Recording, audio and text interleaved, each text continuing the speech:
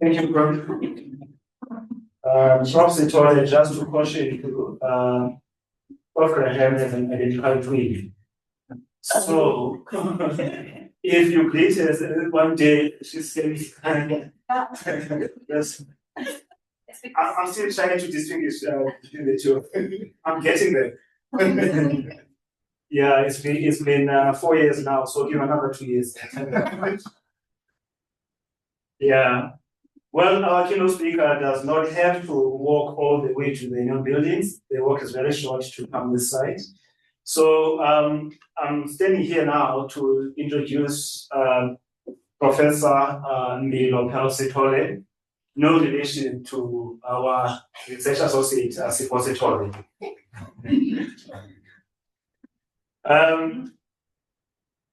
Professor Pearl Sithole is the CEO of the National Institute for Humanities and Social Sciences.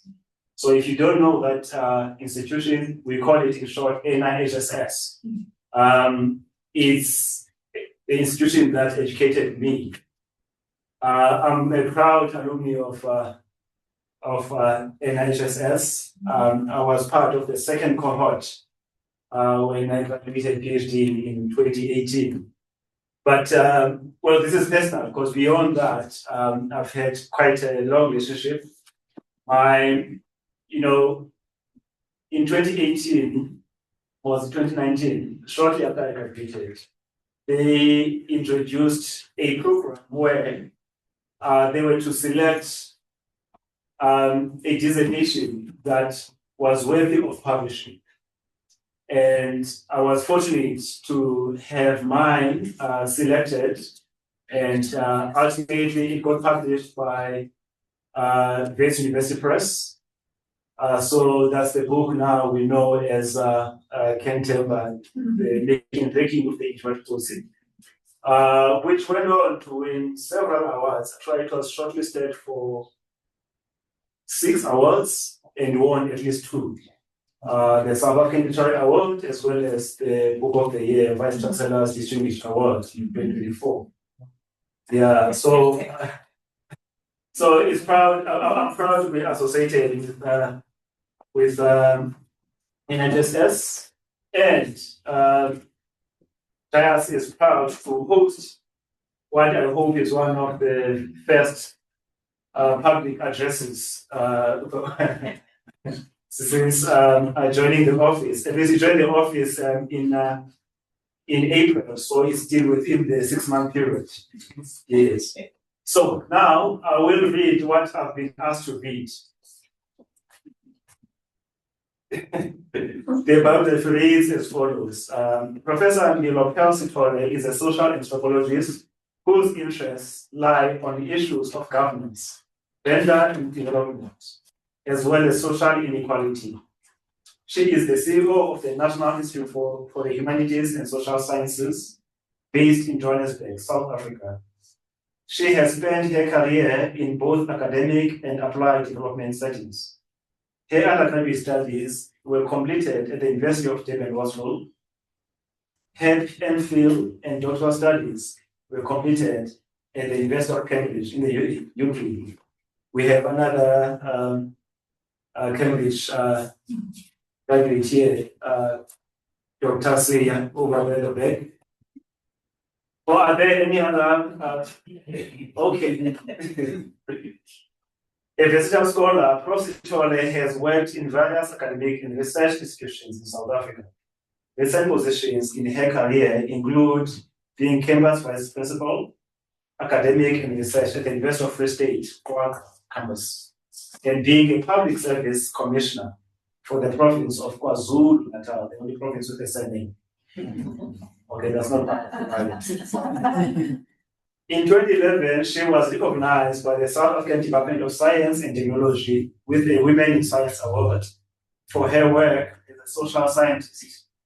In 2021, she was appointed as an academician of the Pontifical Academy of the Social Sciences, a science academy based at the Vatican City.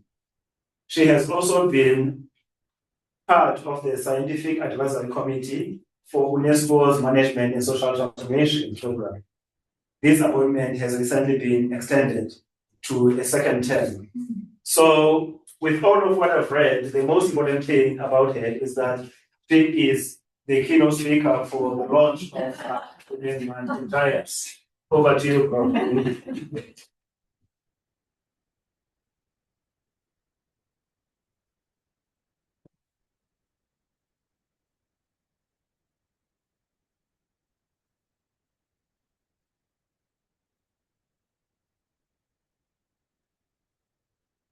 Good afternoon, colleagues. Good afternoon. First, want to appreciate the opportunity to be here.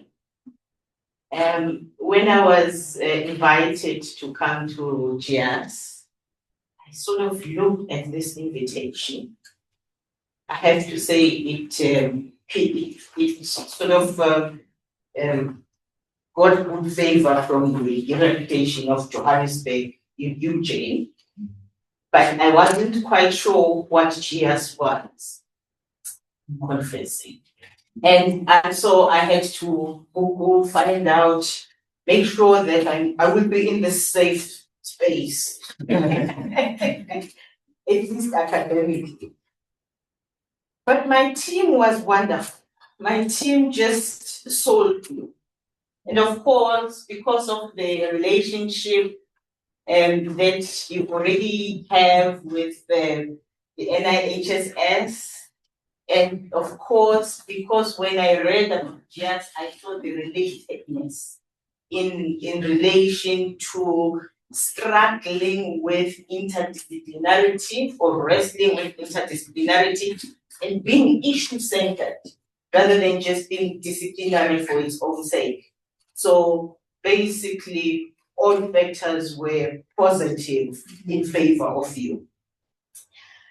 I want to greet especially Prof. Sithole, Mahala, the acting director of JIAS, Prof. Victoria Graham, the distinguished scholars and writers and researchers associated with JIAS, members of the community of UJ, and all the representative of academia and research and other institutions.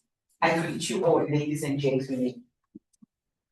I wanted to say that we are yet again in August congregating around a commemoration of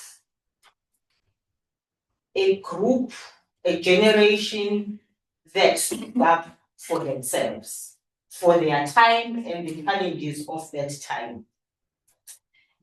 And so I ate the relatedness between JIAS and the NIHSS around being issue-based quite deliberately, because I think that reminds us that we ought to and we owe it to ourselves not to just commemorate that generation, but be like it, insofar as responding to the biting issues of the time. They would not be happy to see us marching to Union Building, just mimicking them. They would be happy if we solve the issues of the time. And that is what I appreciate about the link between, or the similarities that we are wrestling with, albeit from different angles perhaps, between JIAS and the NIHSS. Today's seminar is an important expression of that commitment to be responsive to issues. It provides a valuable platform for scholars, writers, researchers to engage critically with history and the significance of issues, and deal with the contemporary relevance of that gesture of 1956. More importantly, it reminds us that the commemorative moments should never be confined to remembrance only, which is the trap that we almost fell into in South Africa actually. they should affirm the current work and further challenges that we confront, to think critically about work and the work that still lies ahead. And so that's by way of appreciation of how and why we continue to commemorate this particular event. Our teams, particularly at the NIHSS, are sitting with a difficult discomfort. Some of them are here, they accompanied me because they think that perhaps I might find from you solutions for their discomfort. It's a discomfort of pitching our existence in line with confronting lack of impact, which is the current challenge. We are doing a lot of things in South Africa. We are very, very busy. We get bonuses for it, for them. It's serious. Embarrassing bonuses that you are timid when you walk outside and start smelling things. But nonetheless, we want to confront this challenge of our existence in line with confronting lack of impact. What have we achieved in the social sciences? We come from that end. We are emphatic about the humanities and social sciences. But what have we achieved? Why is it that achievements are on diagnosis only in the social sciences and the humanities? Maybe the humanities better if you are strictly looking at the art and the feeling that is carried by the humanities strictly as the arts. But the social sciences especially have a lot to answer for in relation to why are we always diagnosing so much? Why have we not confronted the gap between diagnosis and solutions to societal problems? What of the value of context to theory? Like, we often go and import science from elsewhere and try and fit it into our context, rather than create science that is related for our context, from our context. Even sell it to those it is relevant to, rather than import context-specific science from elsewhere. How much is being done to close the gap between stakeholders and studies? Every project has consultation maps. What do we do with that consultation as social science? And how do we create, why are we so dutiful about it if we do not close the gap between consultations or between stakeholders and studies? This discomfort is not an easy space to slot into, as any organization will tell you, because it means shortage of peer reviewers. If we are into a kind of conveyor belt where you create a proposal, do the research, consult with stakeholders, eventually go on all the way to writing and converting these things according to conventional wisdom of how you interpret it. And then at the end, look for peer reviewers, people who think like you, and they are very excited to see that you have made it. There's Dr. Ngulunga, one of the, we are alumni of another institution. So the discomfort is not easy to volunteer into if you are still operating within the system that values you in particular ways. And therefore, you opt for a challenge because you will not necessarily be judged easily. It's a discomfort where you opt for missing or the shortage of peer reviewers to the kind of work that you are doing, a steep slope, just convincing your fraternity to support your angle, and you are basically in isolation there's an isolation between your agenda and resource holders in some instances, because resource holders even prescribe methodologies and criteria for us. And resource holders prescribe agendas, and there's a host of other problems related to a kind of discomfort that we are opting for when we say multidisciplinarity or being issue-based and trying to close the gap between theory and practice. But I've come here today to say that let us not shy away from this awkward discomfort. It is necessary to confront it, particularly when you look into the reality of power of gender inequality in South Africa, which is what I want to turn into briefly, and from an angle of sciences, mainly the social sciences.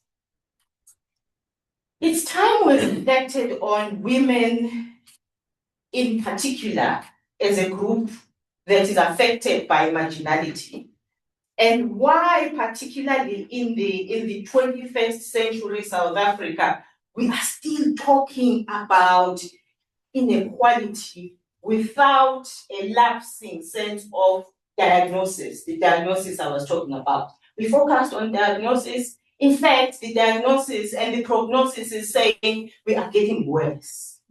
We are becoming the capital of GBV. We are becoming this, that, and that. Every single year, it gets worse when the news are actually displaying these things for us. We're not just doing an academic diagnosis about it. Why is inequality and even cruelty intensifying with modernity? In particular today, I want to deal with that despondent woman scholar, because women scholars are a brand of their own in terms of the quiet corner, the coiling, the lack of assertiveness, the kind of experiences that get them rather than make them talk about the experiences that are out there. This particular talk, if I ever get to share it as a paper, it is titled "The Posture is Good, the Devil is in the Agent."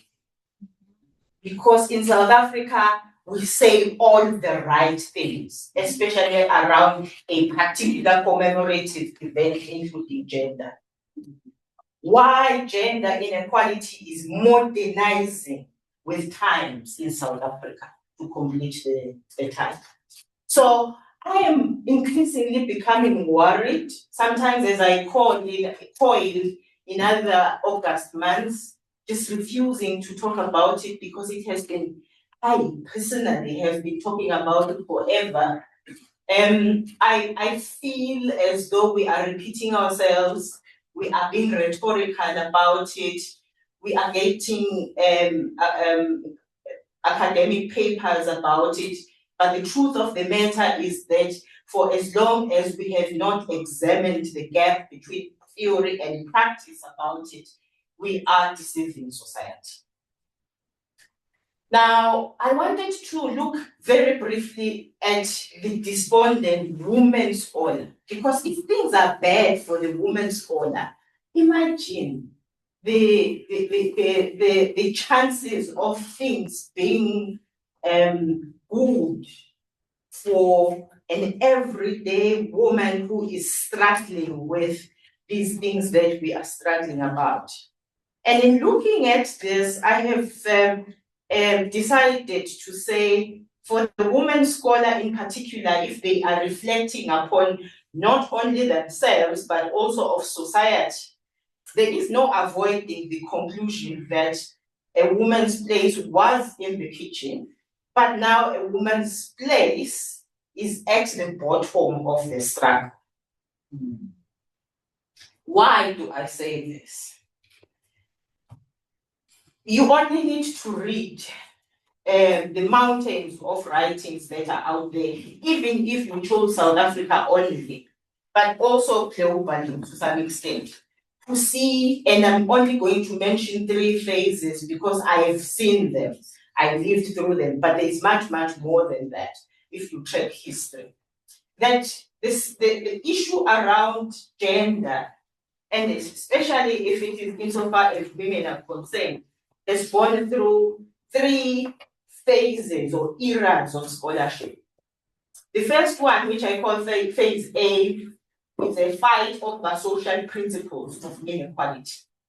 This cultural nature thing. Are women really inferior naturally, or are they socialized into being inferior? It was a long time of that debate alone, as if we needed to focus on social justice issues of everyday experience after exhausting that particular argument. But it actually was there and it delayed.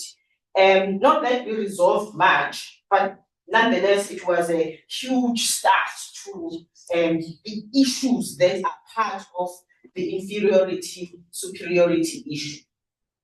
Then phase B came and we were talking a lot about the value of work, because some of us came into this and decided, you know what, I'm going to look at what is happening. I'm overworked, I have a double day, and my work, the other work that I am not doing is not valued. So there was a lot of theorizing around the concept of non-paid work, while men were clogging over the paid work and were being supported to do the paid work, but then women were at the margins there, waiting for crumbs. And then there was phase C. Phase C was about confronting prejudice as a reality, and especially insofar as a reality tucked within other inabilities or prejudices or inequalities. And so we have been talking a lot about intersectionality. So, as I often say when I almost embarrass my bosses, if you look at data related to women scholars in particular, you will see that women are not all affected in the same way by inequality. The hierarchy of yesteryears still applies, so that at the very, very bottom, your Pearl Sithole are there, subject to a qualification about middle class wage, perhaps. But they are there at the bottom most of the time. Whether you are talking about ratings, whether you are talking about positions to some extent, and thanks to the massification of women for purposes of redress, there are many administrators in this space of research and scholarship. So basically, intersectionality is about how the hierarchy reconstitutes itself, with women at the bottom forever supporting, depending on status, on other areas of status, including race. Then it becomes better for some more than others. All of these phases, all 3 of them, are overlaid by real issues of daily practice. And in literature, people come in with an angle of zooming into one specific issue, including civil society. Resources for women's reproductive health, a violation of women's rights in families and with respect to property. Some are working on women and voting. Even today, as we are listening to all of the stuff around voting, we know that notionally and rhetorically, we are all equal before the voting station. In terms of, especially as voters, but not in terms of the rights to be voted for, practically. You must go and see your ballot box. There is even talk about blinding the identities and just putting in the symbols of political party. It is for a reason. They haven't given us anything. GBV is another focal area.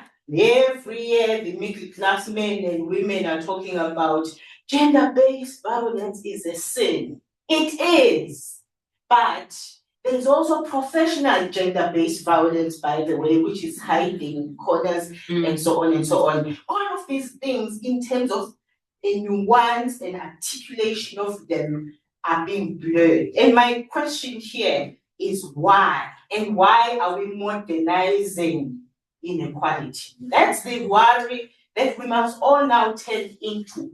What preserves the legitimacy of this diagnosis that we are living through, and why has it been kept as it is, even as we are now mingling on a daily basis and are modernizing? Now, I want to suggest something that will almost take us to what you would think is irrelevant in terms of why. Because we need to wrestle with why. And if I don't put out the why, and then you criticize it and you tore it apart, we won't start the conversation.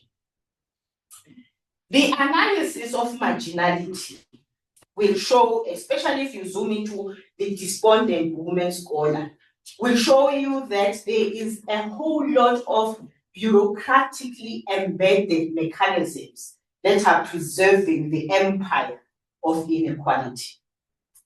Some of those things are related to whether women are entitled to have a voice. And that basically means that I have an awkward running battle between myself and some members of my team in the office around why I often criticize empowerment of women, especially, and see empowerment of women as good, because men too need to be empowered.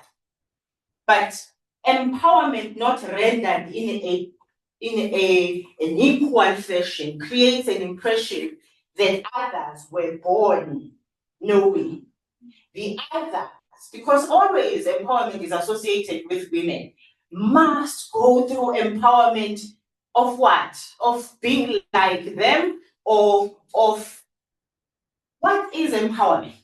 Now, I really, really want to know, because when we are talking about it, some women even suspect that you're now depriving us the only thing that we have.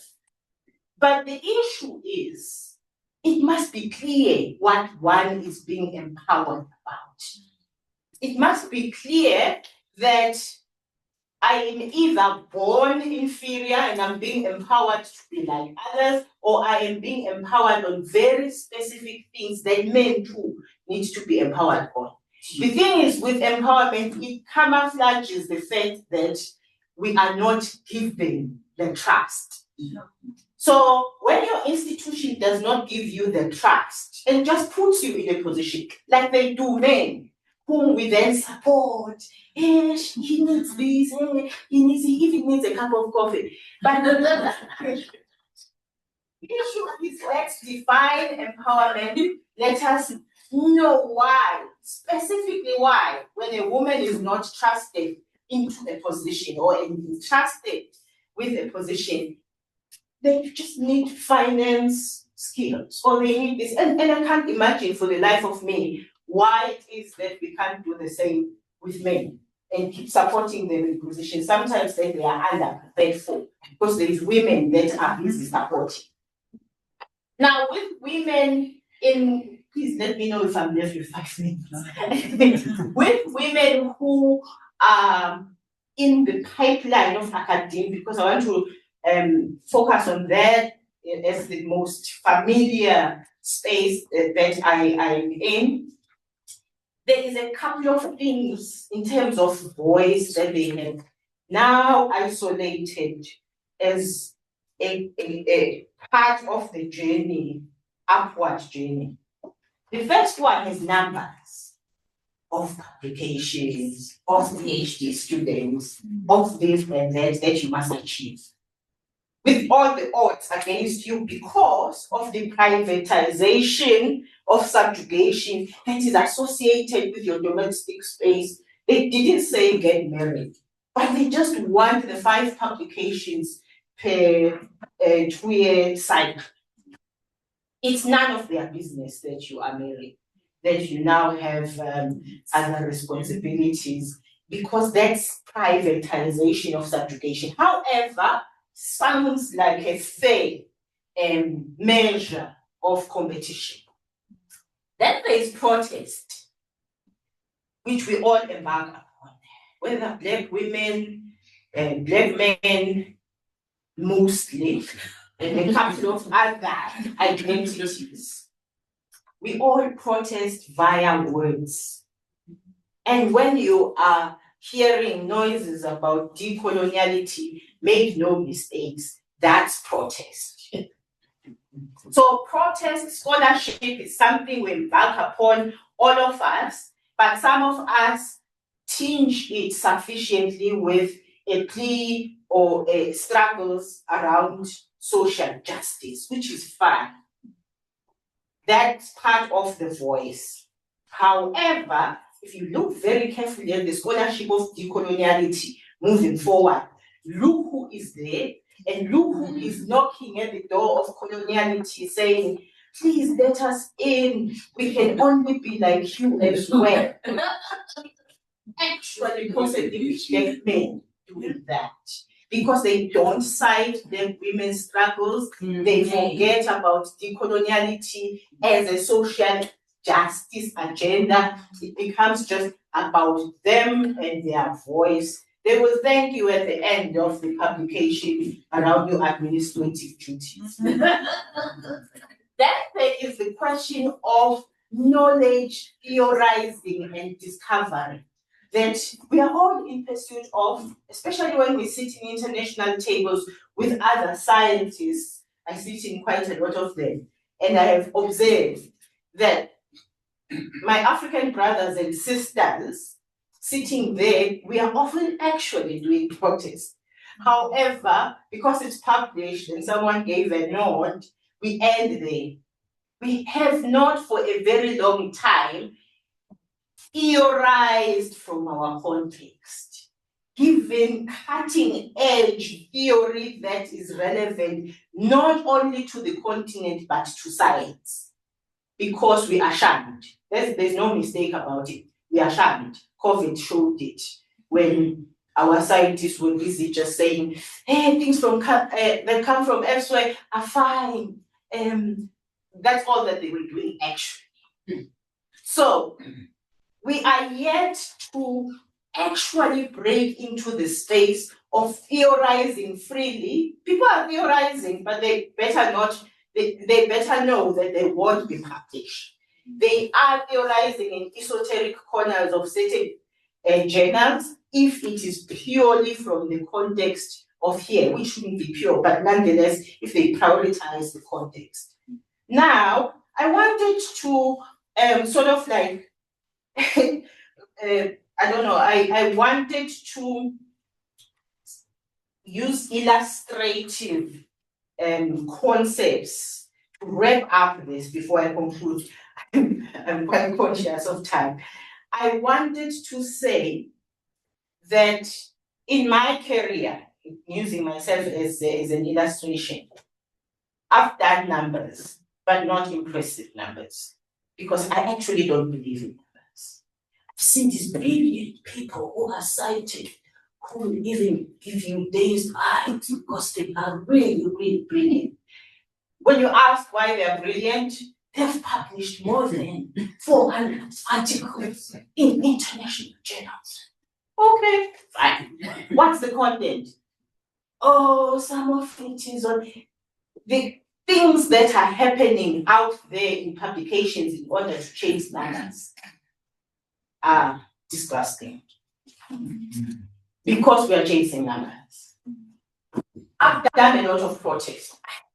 Because I've dealt with inequality, and by necessity, gender inequality, and by necessity, informality. I've almost been a butterfly, just trying to chase protest and social justice. I also believe I've done some theory, but you never hear of it. because I'm at the bottom of things most of the time, and nobody remembers to cite that thing. Nonetheless, we have to persist, like I tell my students, persist because future generations will certainly yearn for substance.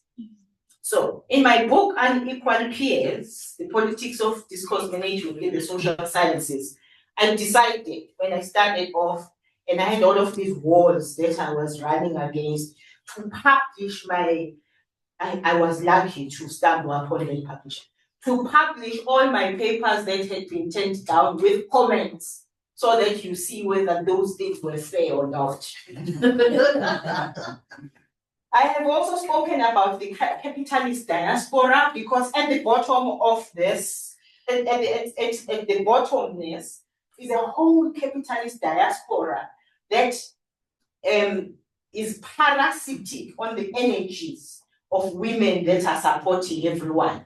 And so when I speak of the capitalist diaspora, blaming it even in the gender discourse around all of the things that are happening with women from all classes supporting those that are at the top who are unsuspecting, or even if they suspect maybe there's something DNA wrong with black women.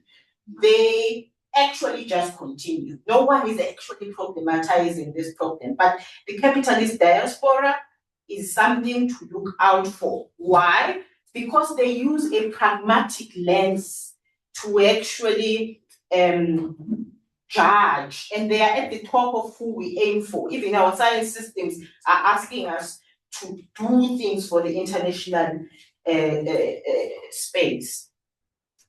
Then there's something, I'll probably stop here with my own scholarship, but there's something about, maybe two things, something about research tools and how social sciences have systematically shunned qualitative research. Do you know why they shun qualitative research? Because qualitative research is a kind of research that the whys, the hows, that documents cases, that actually humanities are often, the strictness of humanities excuse them in this because they can document experiences that they are accused of being anecdotal.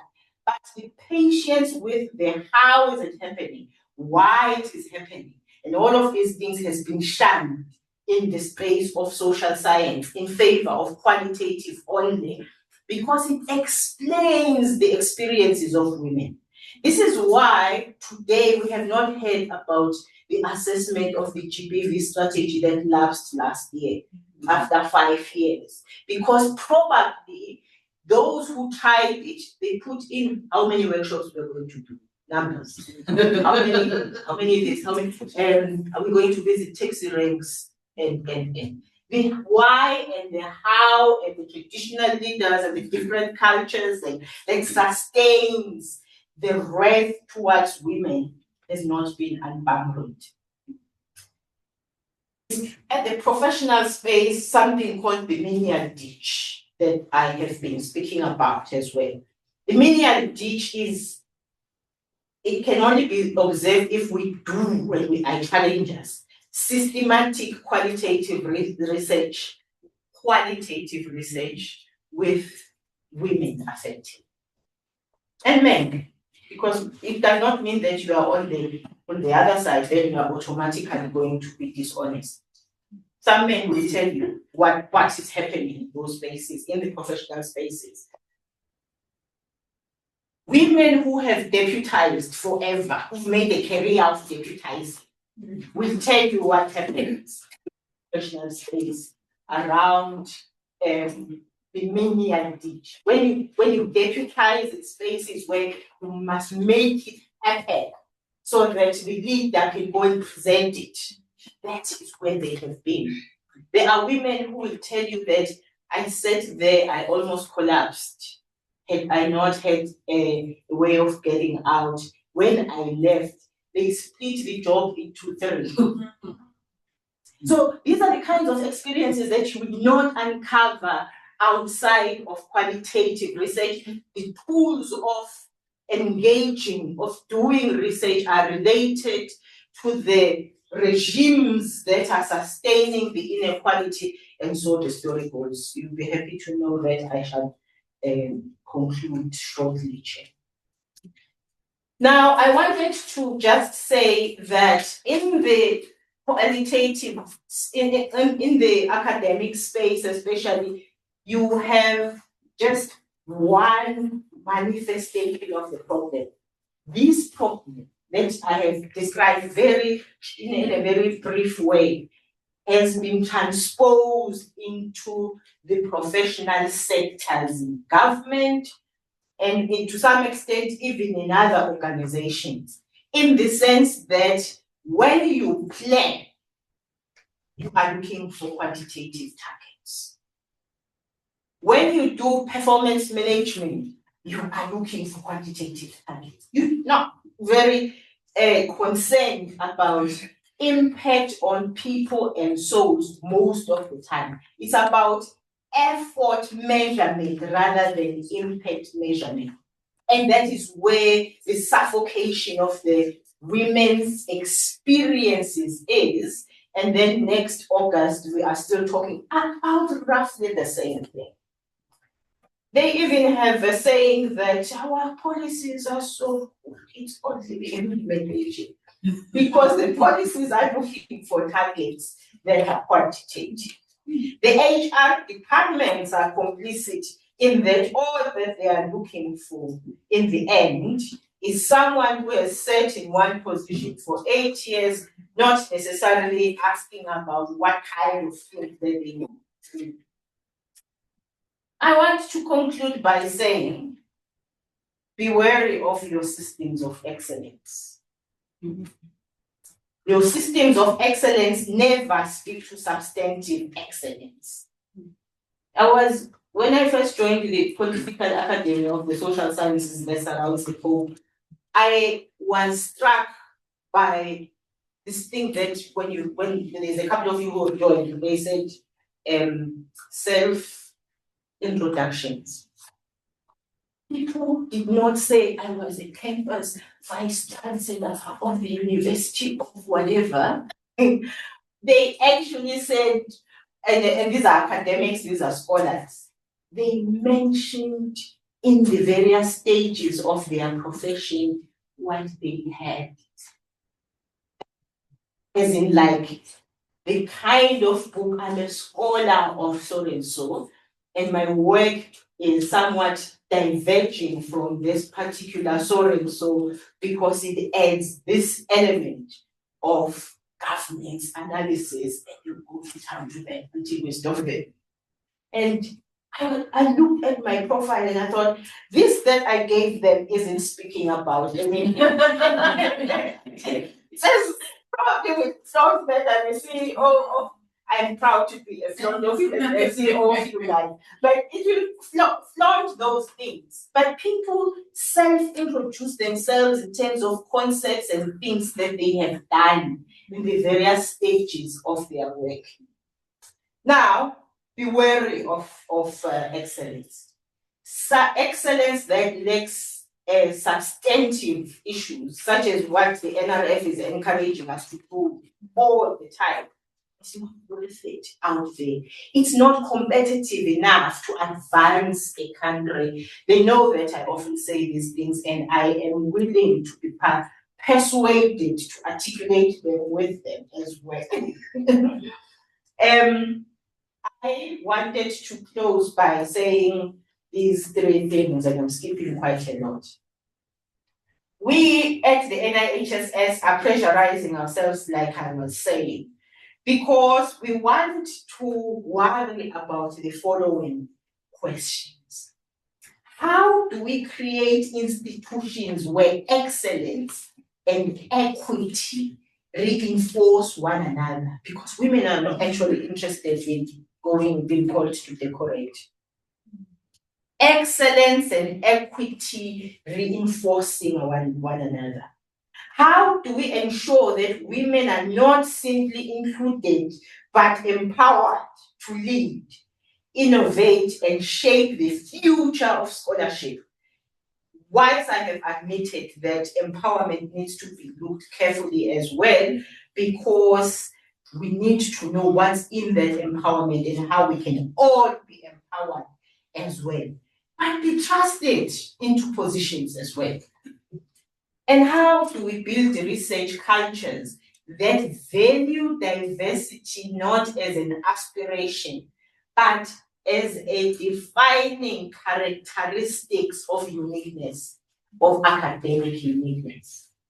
And so, ladies and gentlemen, I am grateful that you have persevered through this mad feminist who has said these things so many times that she has finally had the courage to not only cite Karl Marx and Weber, but also somewhat herself in the mix.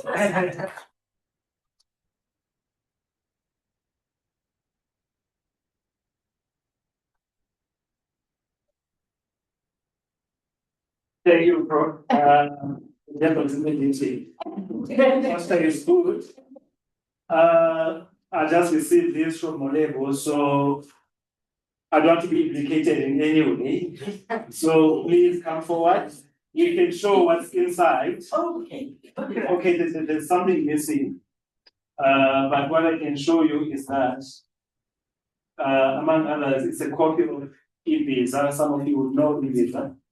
A publication that was funded by NIHSS, as well as this book I was talking about earlier. You have been acknowledged. Yeah. Yeah, so there are no brown envelopes being exchanged. I am now handing this over to you officially. Everyone can see. Please, write all the evidence. Well, this is the other evidence that I will give you. Thank you, Prof. Well, thanks for those encouraging, at times uncomfortable words. I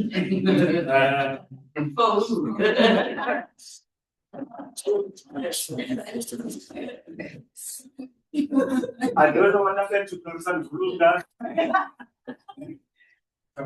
Yeah.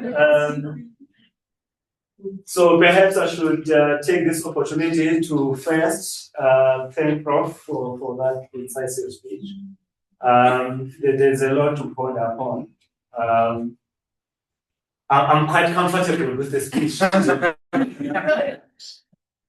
As you know, I was born after 3 girls, the only man in the family, and I'm a father to 3 girls. I'm totally outnumbered, both at home as well as in the office. Well, there's a lot to ponder upon. I think Prof posed a number of questions that, among others, what is empowerment? I won't revisit the speech. Hopefully, Prof, you can share it at some point, or a version of it. Yeah, those who are or who would like to revisit it should be able to read it. And yeah, we also have, let you recognize our online audience. We are also online. So if there were any secrets, they won't end in this room.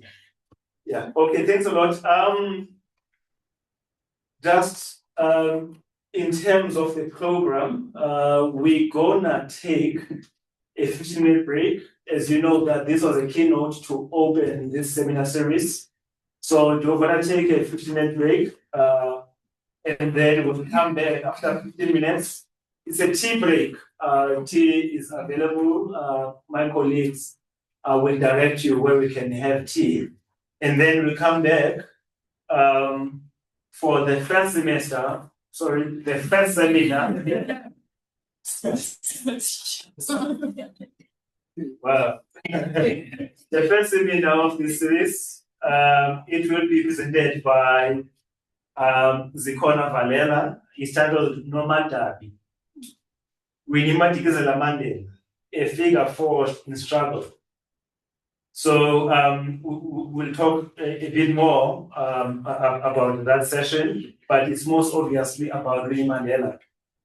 And by one of the most exciting scholars, whose work we'll talk about when you get there.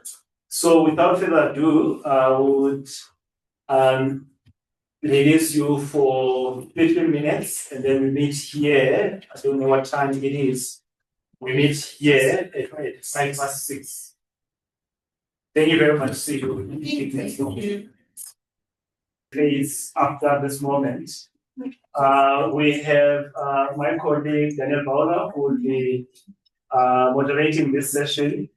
So, Daniel, please take your position.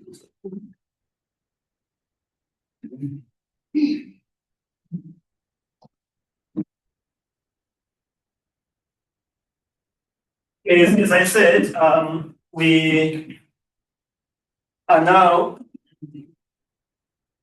starting with our first seminar in this series. I want to get the title right. It's called Nomadabi. Nomadabi. The scholar will tell us what that means. Nomadabi, Winnie Madikizela-Mandela, a figure forged in struggle. And this is by Zikhona Valela. Zikhona Valela is a research associate of the University of Johannesburg. She is part of our African Biographies program. It's an initiative of the Vice Chancellor, and JIAS has a privilege of managing and coordinating that program. So as part of this program, she is working on a biography of Winnie Madikizela-Mandela. So she has a very short biography, written biography, which says, the profile of the scholar. It says, Zikhona Valela is a historian and author of the Sunday Times long-listed book, Now You Know How Mapela Died. She is working on her second book, a biography of Winnie Madikizela-Mandela. So today she will be presenting part of what she is working on. So let us welcome Zikhona, who will be discussing with Danny Paola. Over to you.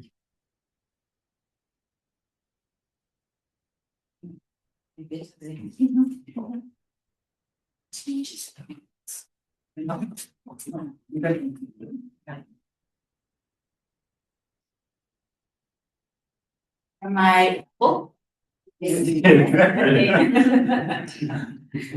I deliberately chose to wear heels so that we keep this short. Second,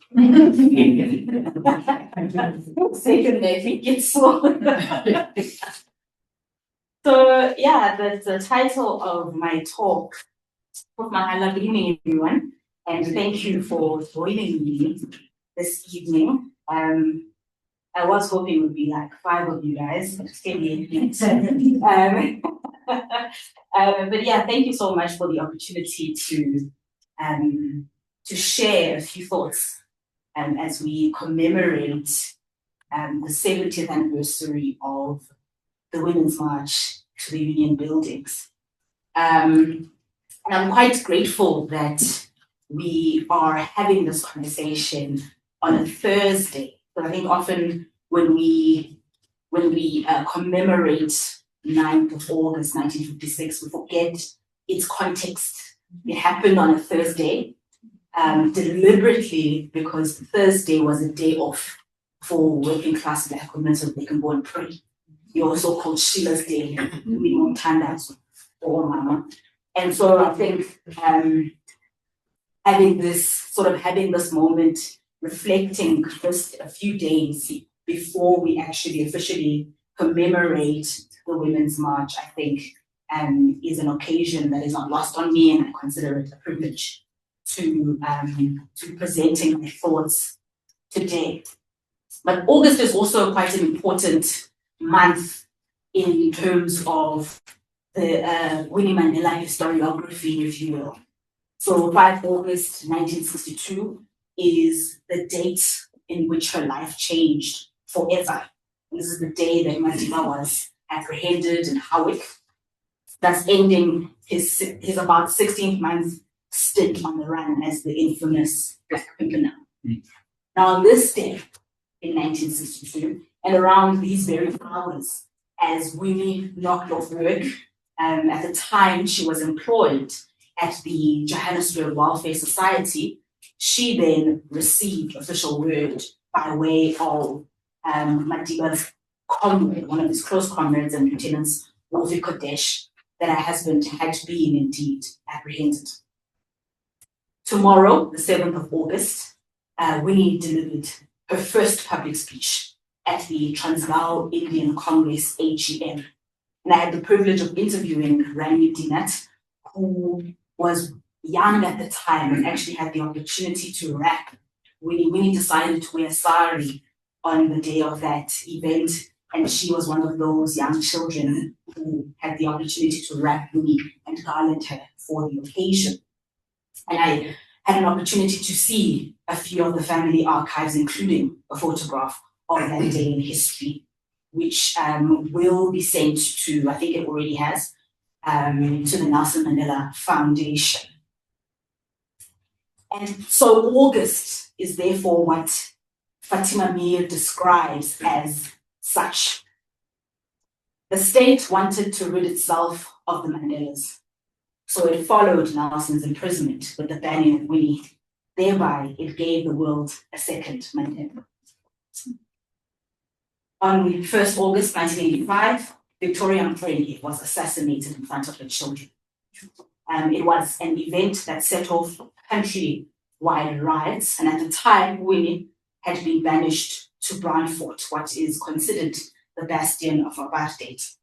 And she'd been banned there, or banished to there, as of 16 May 1977. But this particular occasion and the riots in their wake, which also led to Winnie's home, her house 802, in Brandfort, to be petrol bombed. And that then led her to return to Johannesburg.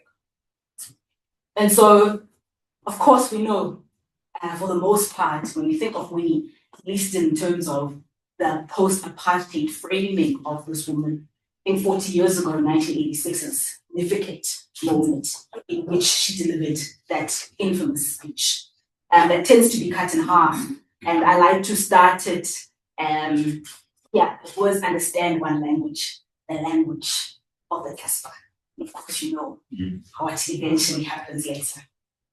So, of course, in the next 3 years, beyond 1986, her name was tied to a series of scandals, of disappearances, even murders.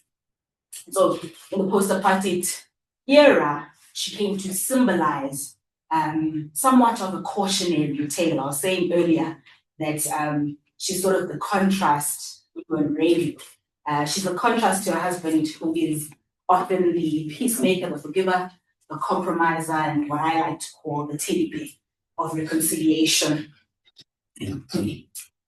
So one could barely whisper Winnie's name in the post-apartheid era without,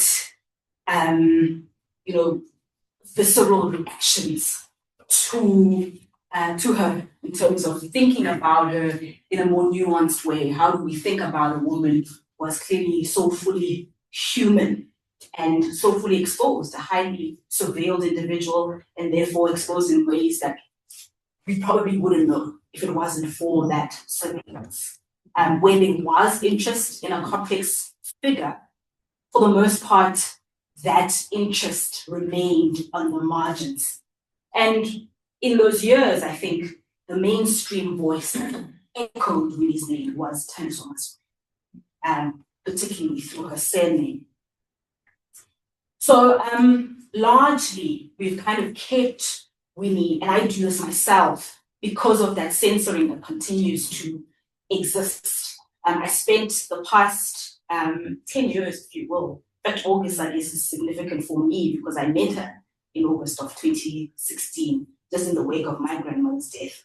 And so I think that invoking of different names, my usage, for instance, of the clan name, Mangutana, is often an effort to retain the conversation at the mainstream as far as possible, because those who report those who cause the conversations to go feet on social media, they have no knowledge of how we kind of think about different names and spaces that we kind of, that the spaces those different names hold, right? They're not really going to censor a clan name because they don't really know those types of complexities. They don't really, in the wake of reconciliation, aren't really fully reconciled to us. But anyway, so for me, I became preoccupied with those different names. And in the course of my research, in the course of writing this particular book, I kind of bring to the fore these various names. Winnie, Nomzamo, Zanyiwe, her given names. Names that don't necessarily speak to her at the moment that she was given those names, as they are her birth names, that tend to sort of create, or rather carry, a weight of a parent's expectations. That's how we understand naming, right? Or they might even be an archive of sorts regarding the context in which a child is born. Winifred, a German name, speaks to the ways in which Amambon had some kind of connection to a German settler contact. And also the ways in which Black people in the Eastern Cape found themselves almost allied to the German state as a form of resistance to British colonialism. So Nomzamo Zanyi were to be tried, tested, and true indicates a mother's longing for a child, a longing yet to be fulfilled. And then you have Unobandla, the woman of the people, or more loosely, the mother of the nation, as a form of inducting into a family, but also a family who understood that it would be through her that her husband would be canonized in world history. And of course, Mami, I think you guys have probably noticed that recently in terms of the documentary that came out earlier this year, and that name and the different ways in which sometimes it represents a kind of silencing, but I'll deal with that another time. So before we speak to the name that I've chosen in terms of today's conversation, I just wanted to take an opportunity, because I had been briefed that what we are doing today is also just paying tribute to a stalwart. And quite significantly, 2026 will mark what would have been her 90th birthday. Much of the foundational information we have about Winnie is owed to Fatima Meir's biography of Nelson Mandela, which came out in 1988. It's the biography Higher Than Hope.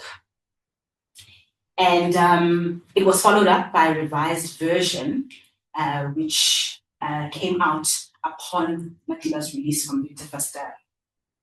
But what a lot of people do not know, what I came to fortunately learn, is that this biography was intended to be a biography of Winnie Mandela, before things changed, of course, in terms of calls for Madiba's release.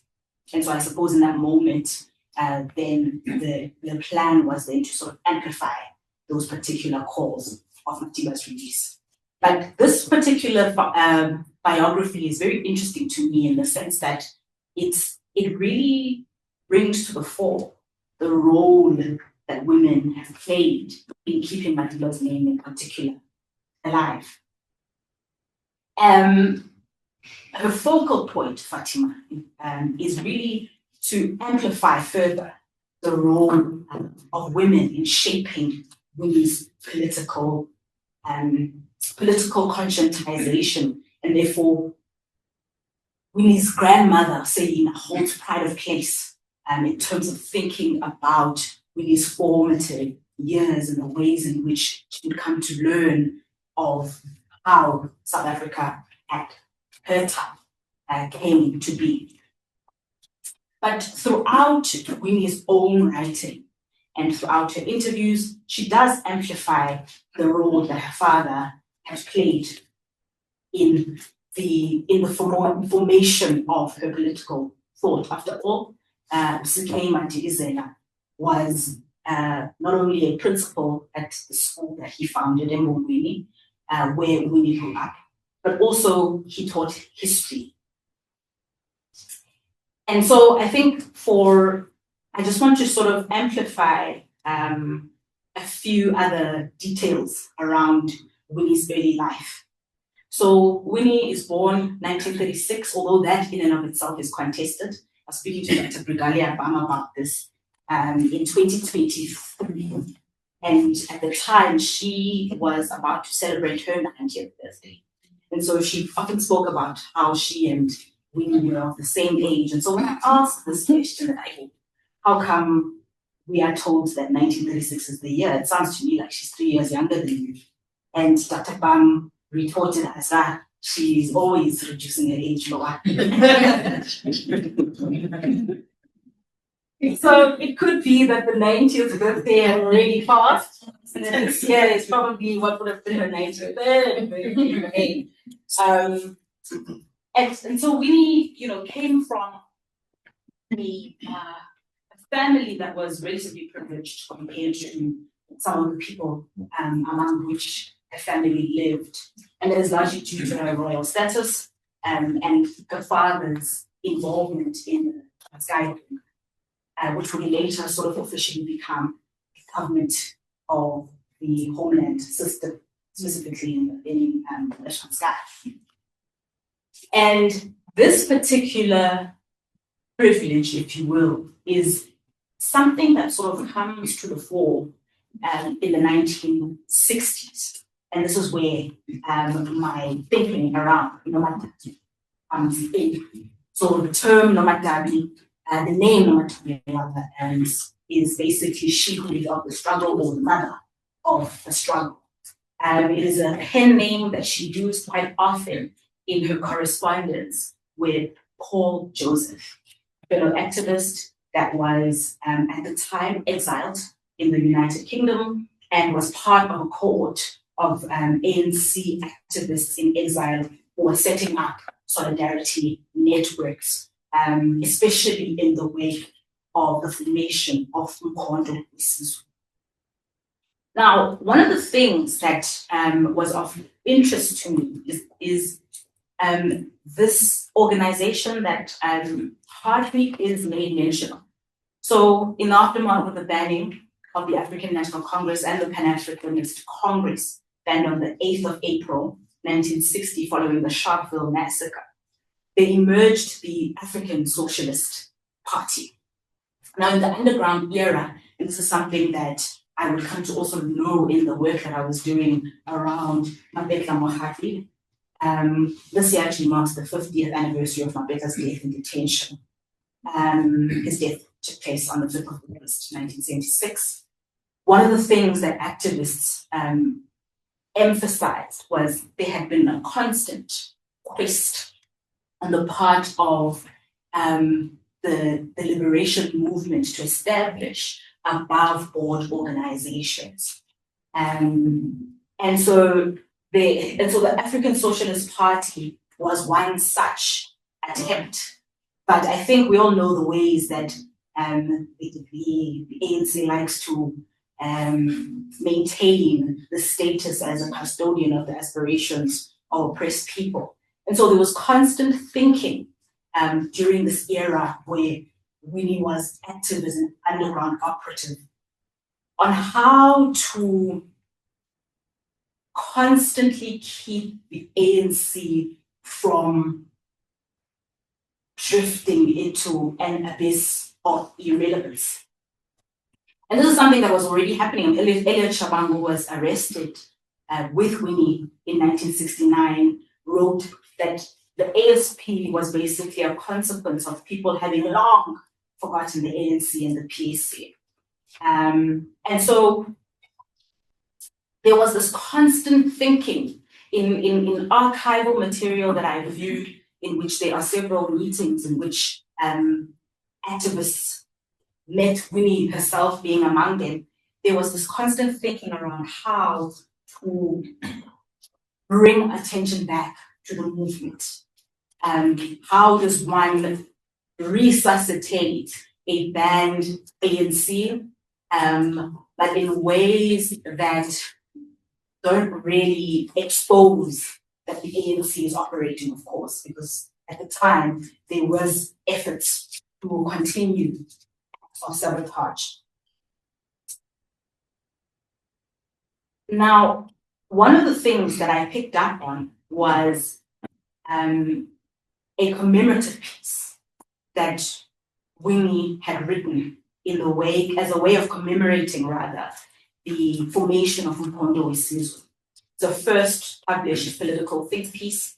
And at the time, of course, the Day of Reconciliation, 16 December, which is also the formation of Umkhonto, was regarded as Dingane's Day. Like many other depoliticized public holidays, I think Women's Day is probably the only holiday that retained its name from the 50s, unlike Youth Day, unlike Human Rights Day, which are Soweto Day and Sheffield Day, respectively. I want to think a little bit around why Umkhonto was so significant for her. And specifically in that writing, she doesn't just simply speak to its formation, but thinks deeply and seriously about the figure of Dingane. And that harkens to her father's influence as a history teacher, but also speaks to even a longer history around Amabutang and the ways that Dingane kind of held a bit of pride of place amongst Amabondro in particular, because obviously through his assassination of Ushaka, a couple of other empires were saved from further expansion, according to some of the historians that have written on this era. Now, to delve deeper into the concept, like thinking around Nomadabi, I'm interested in thinking about Winnie as a political being that stands apart from her husband, not necessarily separated, because I think the danger that we have before us when it comes to Winnie and Nelson is there is this constant polarizing trap that we fall into, where we don't think about them as a partnership, but also we struggle to think about them as a partnership and still say, here is Winnie standing on her own, as a figure in her own right, as a thinker in her own right, as an operative in her own right. I think the reason for that is because we don't actually think around very seriously about the ways that she had come to Johannesburg in the 50s as a fully political being with a well thought out intellectual view. And this is also furthermore due to the fact that we don't think about some of her early life and her encounters with politics while she was a scholar at Shawbury. She has spoken about how she encountered the ANC in the 1940s through the magazine Zonk. That was disputed by writers, and I understand why, because Zonk wasn't a political magazine. But in that issue, one of the issues of Zonk's 1949, one of the issues in 1949 was a coverage of the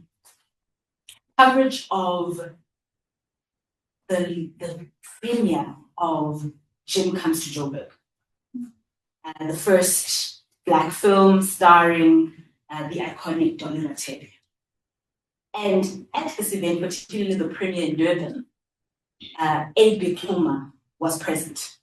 And in his opening remarks, and this is reported on, he begins with the African National Congress's salutation at the time by Africa. And so things like that, issues that were collected in a library in Shawbury, show you that immediately through encounters, of course, with educators that had been influenced by the ANC in Fort Hare, what you see is a woman, a young girl at the time, attaching her face to an existing conscientization that is taking place at Shawbury. Because when the Defiance campaign explodes in 1952, the spaces such as schools in the Eastern Cape were ripe, fertile ground for resistance as far as they could as young students. And she was involved in those particular activities. Even though she wasn't necessarily at the center of political activism at the time, there is some kind of exposure to that. And then enter her move to Johannesburg in 1953 when she enrolls as a social work student at the Jan Hofmeyr School. She stayed in Jeppe at the Helping Hand Hostel for girls. Now, this wasn't an accommodation per se for students. It was a mixed residence, but it was the Helping Hand was largely a hostel for working class women. And I like to think of, from what people have described, people such as Dr. Brigalia Bam, who lived there with me and met her there. It seemed to me like the equivalent of hostels for the mine workers, because it was sort of like a space that was a field for homes looking for domestic work. But it was far stricter in the sense that the project around the establishment of the Helping Hand was to ensure that young girls do not get sucked into the wiles of the city. So very much a respectability politics centered, very heavy type of approach to the hostel. And this is where she meets people like Adelaide Tambo, who was a student nurse at the time. And this is where I start to take issue with how the Madikas met. The official story is that there was a cafe in 1957, very much in time for Madiba's divorce to be finalized, when they met. And apparently it was Oliver Tambo who introduces Madiba to Winnie and all of that. That's the official story. I like what Oliver Tambo, she described it in the 90s. And she said, this is the truth I know. And I quite appreciate that, because one of the things that you come to understand as you dig deeper into the story of Winnie Mandela, from how she meets her husband, and even in the 80s, in terms of some of the violences and disappearances to which she had been implicated, there seemed to be truths that are agreed upon. And I think that when you think about the meeting between the Mandelas, this is one such truth that is agreed upon, to sort of neaten ultimately the saint that would lead us to the democratic promised land. And the reason I find it unconvincing for me is simply because of the ways that migrants find community with one another, based on language, based on location, based on clan names, and so on. And the thing about Brigalia and Winnie and Marsha, a lesser known social worker, and she had immigrated to the United States around the 60s and 70s. But she is the sister of Desiree Finga, who is formerly Desiree Nkele, the wife of Nimrod Nkele, who were friends with O.R. Tambo and Madiba at Fort Hare. You have Brigalia Bam was taught by Oliver Tambo at St. Peter's. And so one of the things that Dr. Bam specifically mentioned, and this is something she'd written before in a commemorative piece on OR, was how the girls on weekends, spent time visiting family when taking a break from the hostel itself. And so this is how these different networks come to sort of collide in the early 50s. Before 1957. This was a little unique space. And I don't say these things because I'm interested in salacious.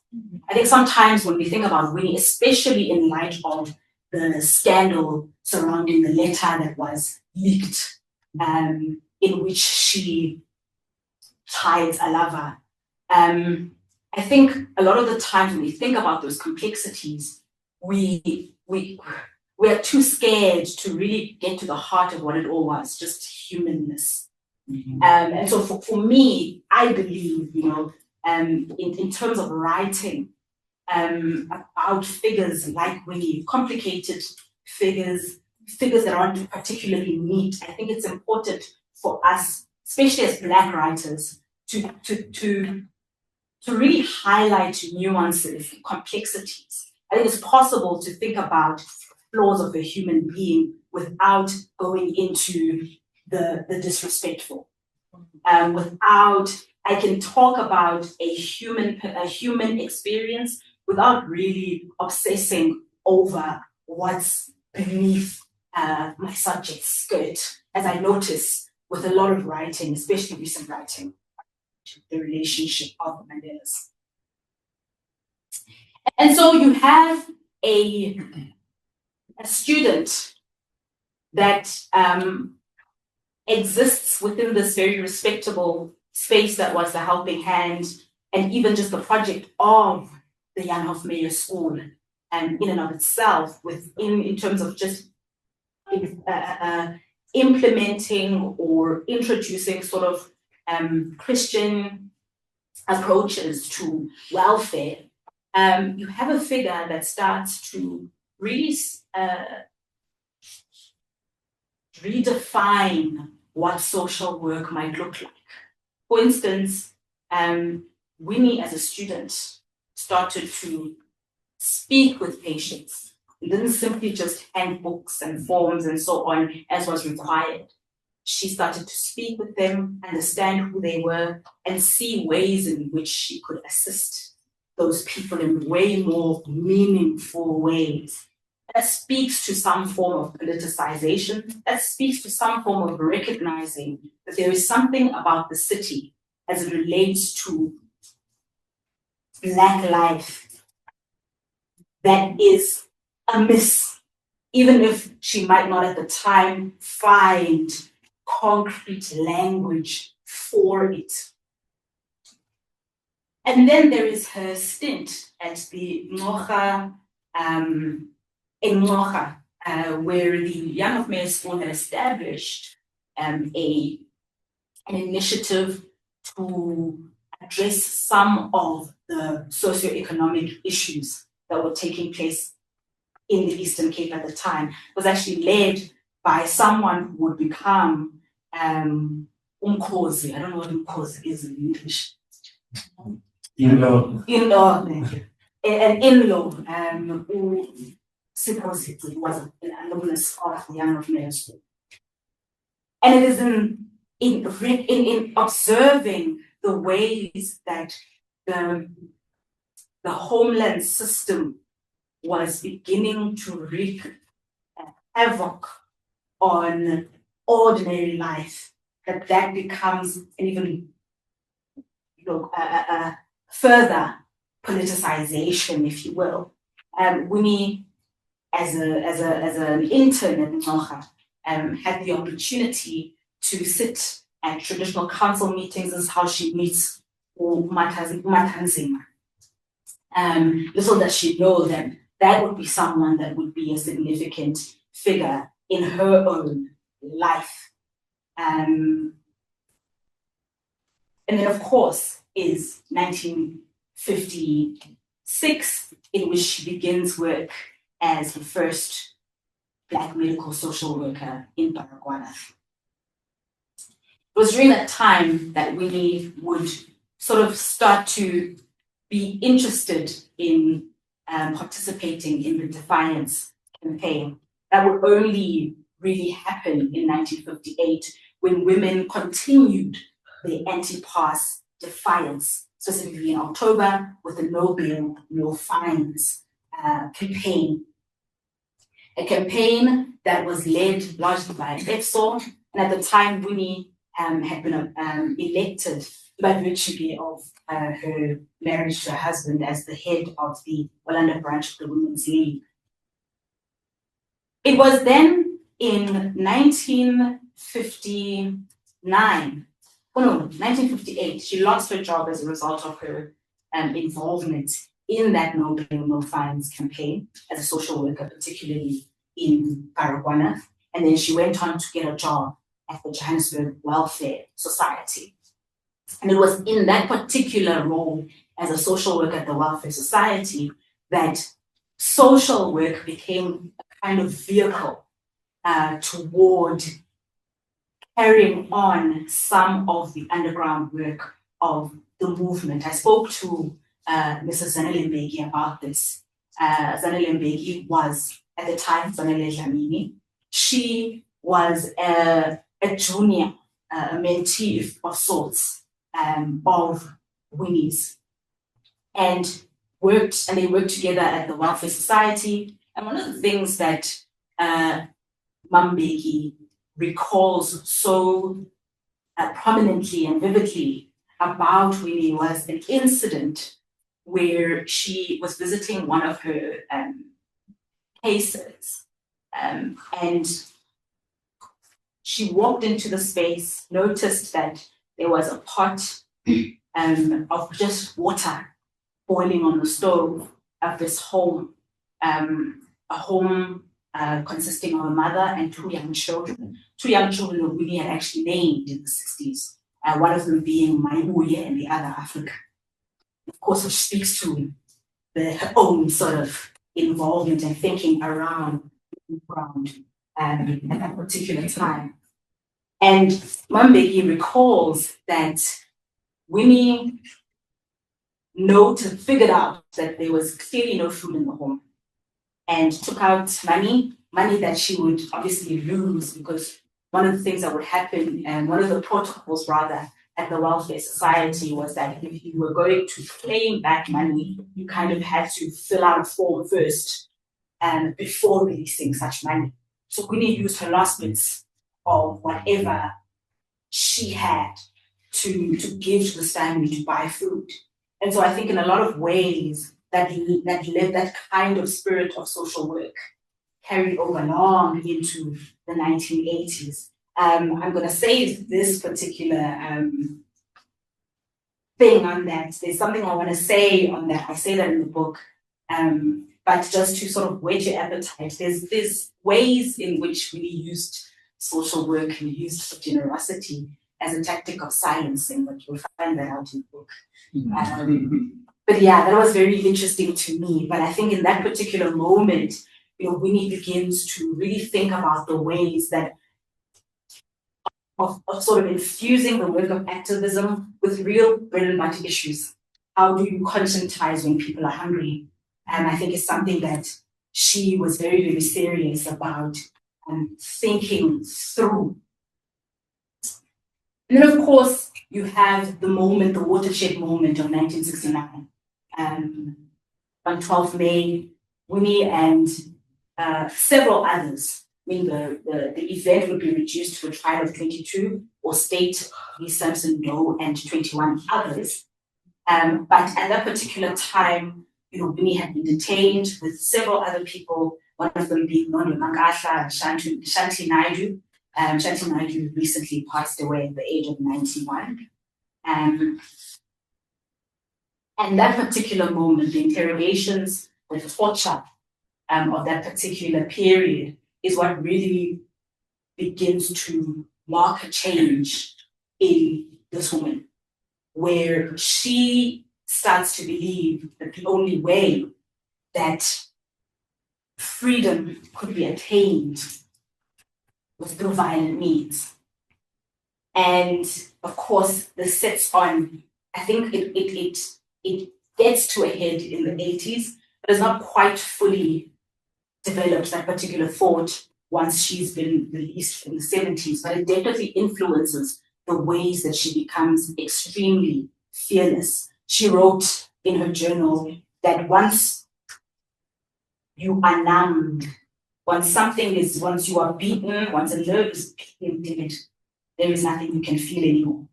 And I think that's how we are to think around the ways in which Winnie engages the enemy in the 80s. That brings me to a reflection that was shared to me by Winnie's former PA, Ellen van Soilen. It's 1994 in Cape Town. Winnie's hosting Whitney Houston and Bobby Brown in her apartment. Whitney was here in 1994 for her concert, and so it was taking place during that time. And Winnie spoke about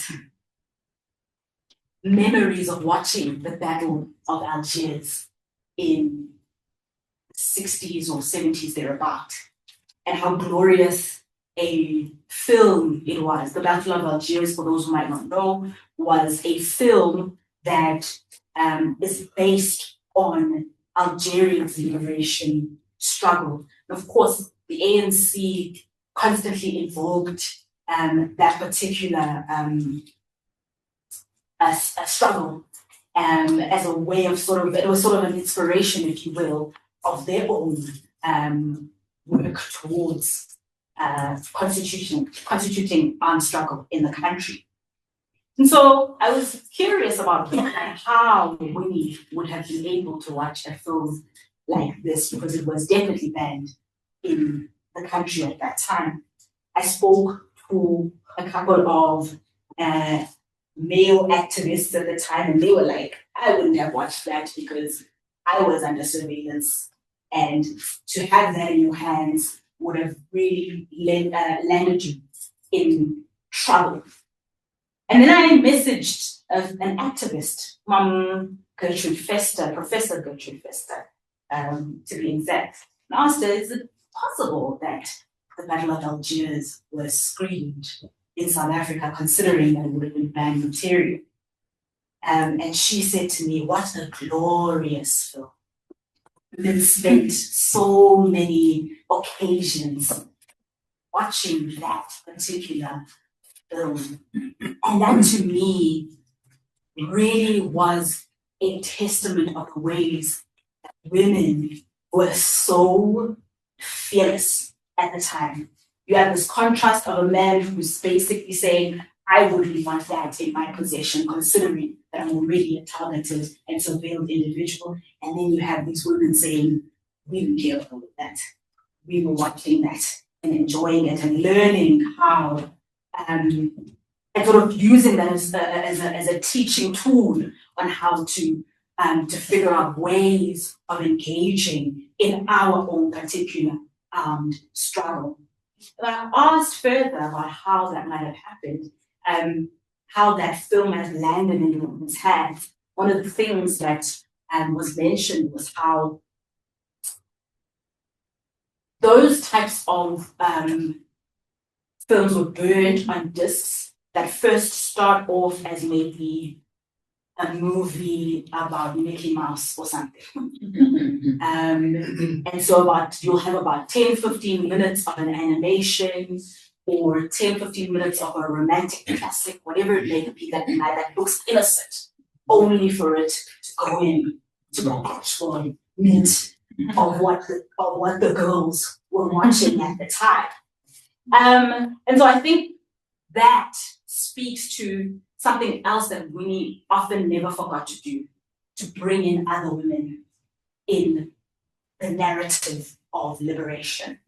One of the things she understood was her positionality as a very prominent, as the wife of a prominent individual. She understood that in a lot of ways she survived torture because of who she was connected to. And she also understood that she probably there's a lot of interest and preoccupation with her because of that proximity. And so in every interview, she mentions some of the women that mentored her. She mentions Helen Joseph. She mentions Lillian Moore. She mentions Florence Mposho. She mentions Florence Matomela, women who were at the forefront of actually mobilizing. I mean, Florence Matomela was a powerful activist based in New Brighton in the Eastern Cape, and was very central to the success of the Defiance campaign. It's proof that it could actually succeed was evident in Port Elizabeth, now where she was an active and prominent face. And Winnie understood that these names often get lost at the end of history, right? If we were to think about the end of history, as Francis Fukuyama says, as being 27 April 1994. Since then, so many women have fallen through the cracks. When we commemorate 9 August 1956, we forget Lillian Diedrichs, the fifth woman to lead the 20,000 strong march. And so Winnie, in all her conversation, out of interviews, thinks about the ways that women influenced her and mentored her, thinks about the ways that women collaborated with her. And that brings me to even her stint in Brandfort. One of the reasons she lands there is because of language barrier, right? And the understanding or the thinking that most of the residents in Brandfort are Sotho speaking, Winnie is Xhosa speaking, and therefore will not be able to connect with any of the residents. Except the system seems to forget its own methods of migration and how different groups and ethnicities sort of meet at economic points. And this is where a woman called Nora Mohlaudi comes in. I met this woman, this formidable woman, at a commemoration of Winnie Madikizela's 85th birthday in 2021. And this was a person who had studied at Bensonvale and Shelley, the Joburg district today, and was a teacher stationed in Brandfort. And so when you suddenly hear is Xhosa, because one of the things we would do is just say hello in various languages just to catch someone. And that's how they formed a friendship. Things like cooking umngqusho and placing it at a tavern so that people could eat becomes a way to catch people, to lure people towards organizing them for a great cause. And Winnie incorporates at the time, of course, 1977 is the back of the Black consciousness era and the role that the Black consciousness generation played in not just having a conversation and intellectual engagement around how to resist the state, but also they put measures in place, such as the feeding schemes, such as employment schemes. You have the Johannesburg Works that was based in Middle Drift in the Eastern Cape for one. You have Zanimbi, you have the Zimela Trust Fund, which was a fund that supported survivors of the prison system, particularly activists that had been tortured and detained for months on end. And so that particular influence definitely drives how Winnie operates in Brandfort. And she begins to introduce, together with collaborators such as Operation Hunger and other collaborators within the networks of the Young Women's Christian Association, she begins the work of thinking about freedom in tangible ways. Freedom as a full stomach, freedom as healthcare, freedom as cared for children so that women can actually go out and work with a peace of mind that there is a community that looks out for their young. And so it's those things that I'm interested in when I think of what it means to think about a woman and a figure forged in struggle. And also in those moments of struggle, there isn't just simply pain, but just women who lived and laughed. I think we should think about Winnie in those ways too. This beautiful figure that constantly kept a smile not just as a form of resistance, but as constant intention and to find joy, and even in the most painful of situations. And that's something that she did quite well. And I think I want to conclude it here. I think I've spoken long enough. I'm surprised my feet don't hit. I thought they would be my timekeeper. So yeah, thank you so much for listening.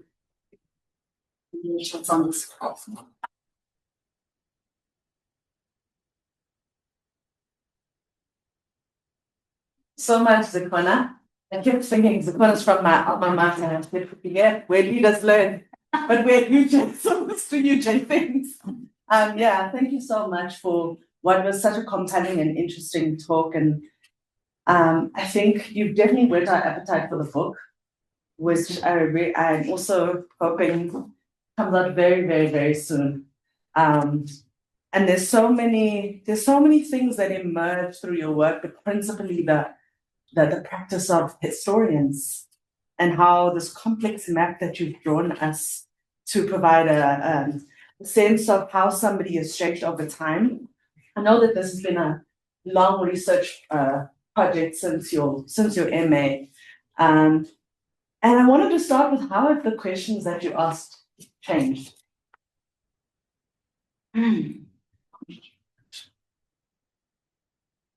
I don't know if they've changed all that much, but I think one of the things that I think I've learned in the course of reading and learning, because I don't see this project as sort of me giving people information. I think it's also just as much a learning curve for myself. I think the thing that I had to learn is to contend with what it is to be human. Because I think Winnie, of all the prominent activists, but I don't want to say of all activists because I think there's so many people that have been marginalized from our history. But of all the prominent figures, she is very exposed. And I think sometimes, especially when I think about the recent documentary that came out, one of the things that I noted were the ways that a lot of people were resistant to the voices that were dissenting around her legacy. And for me, in the throes of writing and also just in terms of encountering people's responses, the biggest thing is, are you truly ready to encounter this figure? And what happens when you stepped out of that? For instance, I'll give just a little glimpse into what I'm currently thinking about. There is a figure who died in detention. He died there, but wasn't killed there, or wasn't sort of wounded there. Yeah, the fatal wound happened outside. So what does it mean? So what am I ready to walk away from what comes out of digging deeper into that detail? Especially in the context is this particular information has been sealed. And it was sealed by Matiba. And so those things, so what happens? What will happen when we unravel that? Especially those of us who look at her as this who understand the nuances and do not admire her any less because of those flaws. Are we ready to actually really unravel the details of those flaws? I think that's the sort of question that I have for myself. Am I ready as I write? Am I ready as I interview various people around this figure that I admire, but I'm willing to think about it in all the complexity. Am I even fully ready for it? Yeah. Because it is something that comes up as the thread in what you're doing. You said it as just humanness. And I think that you illuminate the kind of glare of being so exposed and what that does to, I think if all of us were exposed in the full extent of our humanness might find that glare just as bright, being too bright. But there's a sense of, Professor Pearl Sithole writes in What is Slavery to Me? There's a chapter on representing Sarah Baartman, where she speaks about the impossibility of representing Sarah Baartman, because there's this kind of lens of seeing that always makes her humanness impossible. Because of the multifaceted representations that need to do different things for different people at different time, and the grasping for a human being that you'll never truly fully know, but whose knowability is essential. And it feels like there's some parallels to that in Winnie Mandela, this knowability that is essential for our understanding of who we are as a nation, even with the naming that you choose for today. And I find that there's a way that in your research, seemingly small details become huge insights. So even the mapping of relations or the receipts of the first meeting, and that sense of why would that need to be concealed beyond salaciousness? But I thought the Battle of Algiers unfolding there was particularly interesting in that regard, because there's a way that you both see that, and somebody else could miss it, but you see it as unfolding the fearlessness of women at that time in the contrast of these interviews where you go searching for how could people have watched this, and it illuminates something very, very important to women in the struggle. And quite funnily, I was thinking of the TikToks that you come across where women will be like, okay, we're going to share a recipe for this and this and this. And they go, okay, now that the men have gone. So there's something quite funny in that like kind of relation of how you start these Mickey Mouse and then it evolves into the Battle of Algiers and maybe an echo across time. But I wondered about that, about how your research has taught you to search for the small. Yeah, I think this is why I always say it's important for more Black women to write biographies and to really engage with the history of this country, because there are a lot of things that men might miss, but especially white men, because they dominate this particular sector of our history, of the documentation of our history. And so, for instance, even the naming of Mahutana as Nomadabi. Like, I mean, I sat with my mother and I asked, tell me, when a woman is getting, when she's dressing in that attire of a bride, what happens? And she said, okay, they start in this particular way. This is what goes on first, and this is what goes on next, and whatnot, and then it's sealed with this particular thing. It's like all of stuff. And I thought, you have this family that recognizes 14 June 1958, the wedding, as a historic occasion. You have them acknowledge it through the singing of Liza Lisidinga Lakho, which was the hymn of the ANC. And not just a church hymn, but simply that family is going, the Madikizelas are saying, okay, we recognize what this is looking like. And then you have the groom's family naming her Nobandla. And so I look at that particular attire now differently, as almost like armor.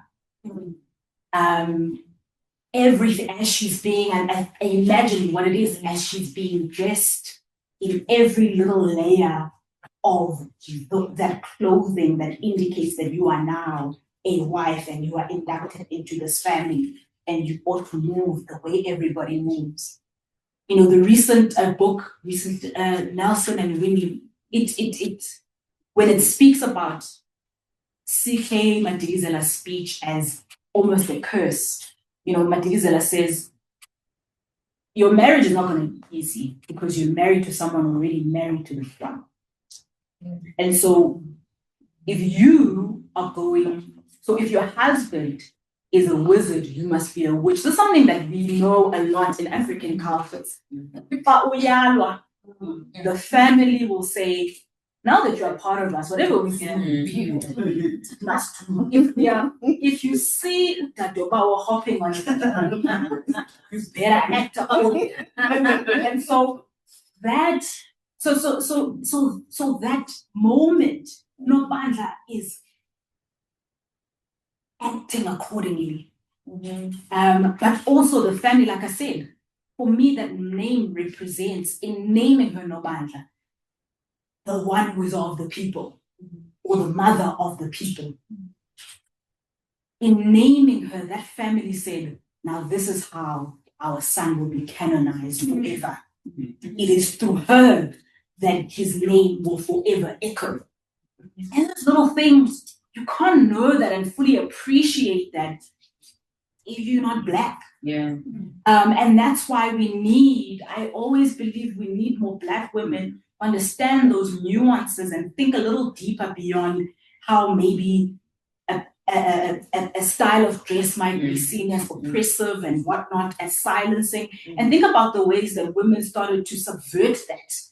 And started to use the agency in some ways, as limited as it was, because we cannot romanticize patriarchy or anything, but we can also hold space for the ways that women maneuvered in the space. And she did a lot of maneuvering. Yeah. And so I think for me, those little nuances, those little things that get overlooked on account of not understanding cultural nuances and vocabulary, I think when you understand it and navigate it, or at the very least are humble enough to actually get to know the people that you're writing about, I think then those things become major things in the grand scheme of things and help us piece together the bigger tapestry of a figure and even just a country.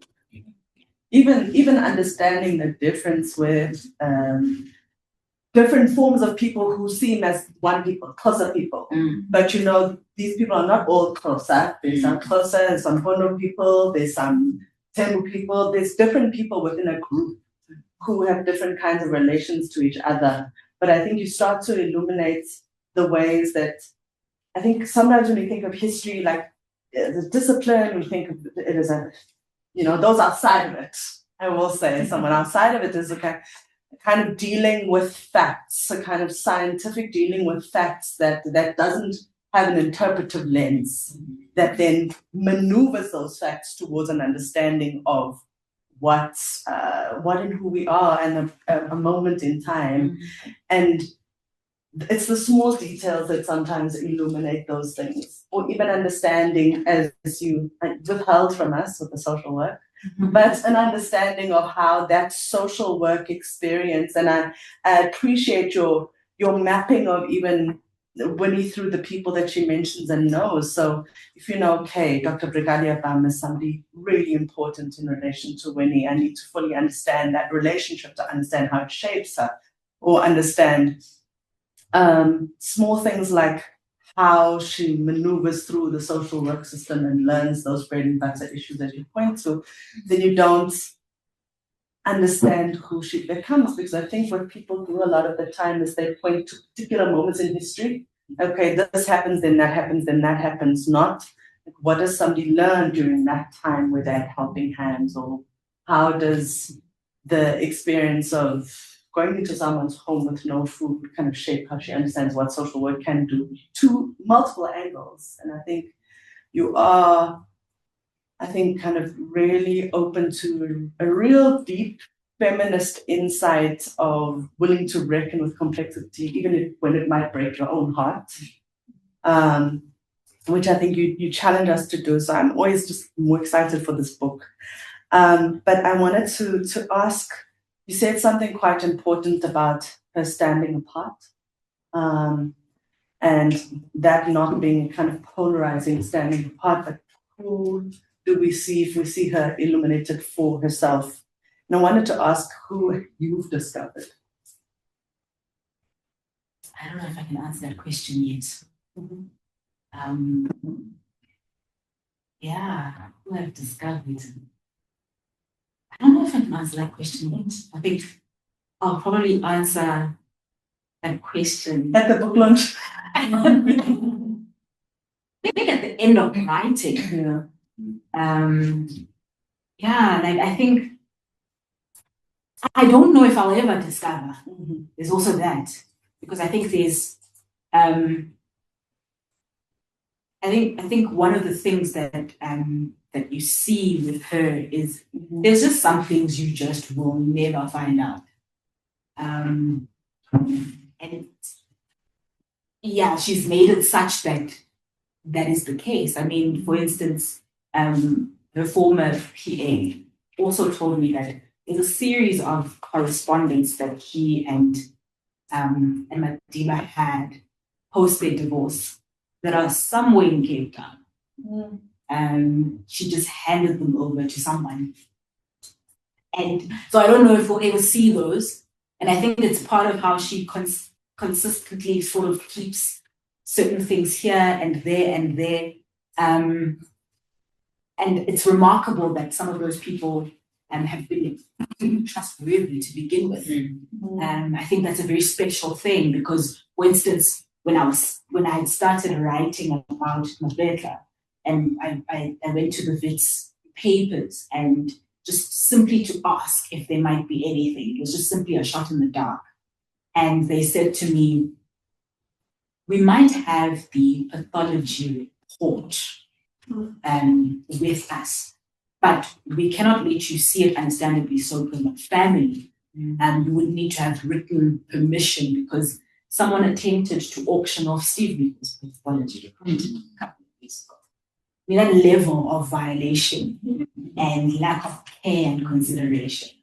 And so I think when I think of the ways that there are people around her that are trustworthy to the extent where there are certain things that could have been so great for the literature that we are building around, because I don't think it's simply, one person's responsibility.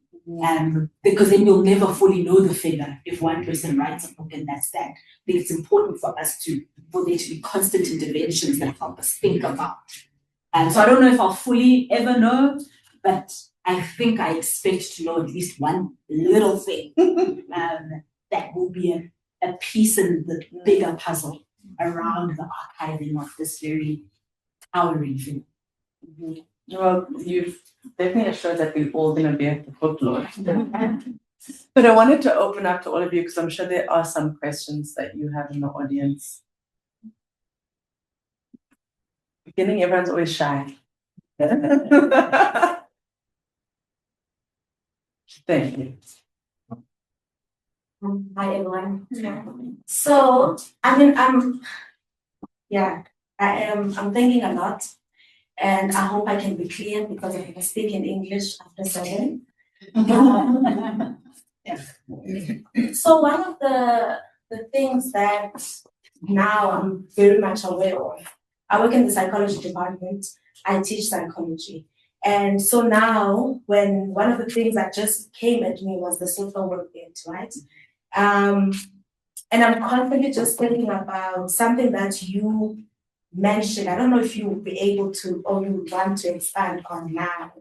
Just how Winnie was able to conscientize at that time with people hungry. And I think that's such a big thing for us now, where I have students who are trying to get into an honors program, a master's program, to get a job afterwards. And I'm sitting often frustrated at how it almost seems like you have people in the humanities who don't really care or can, think and be critical in their thinking, to question what they read and such, right?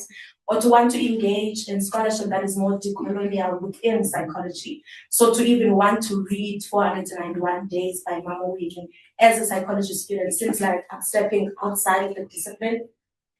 And so I'm wondering if you can respond to some of the ways that we can learn from Umama in how she was able to do that.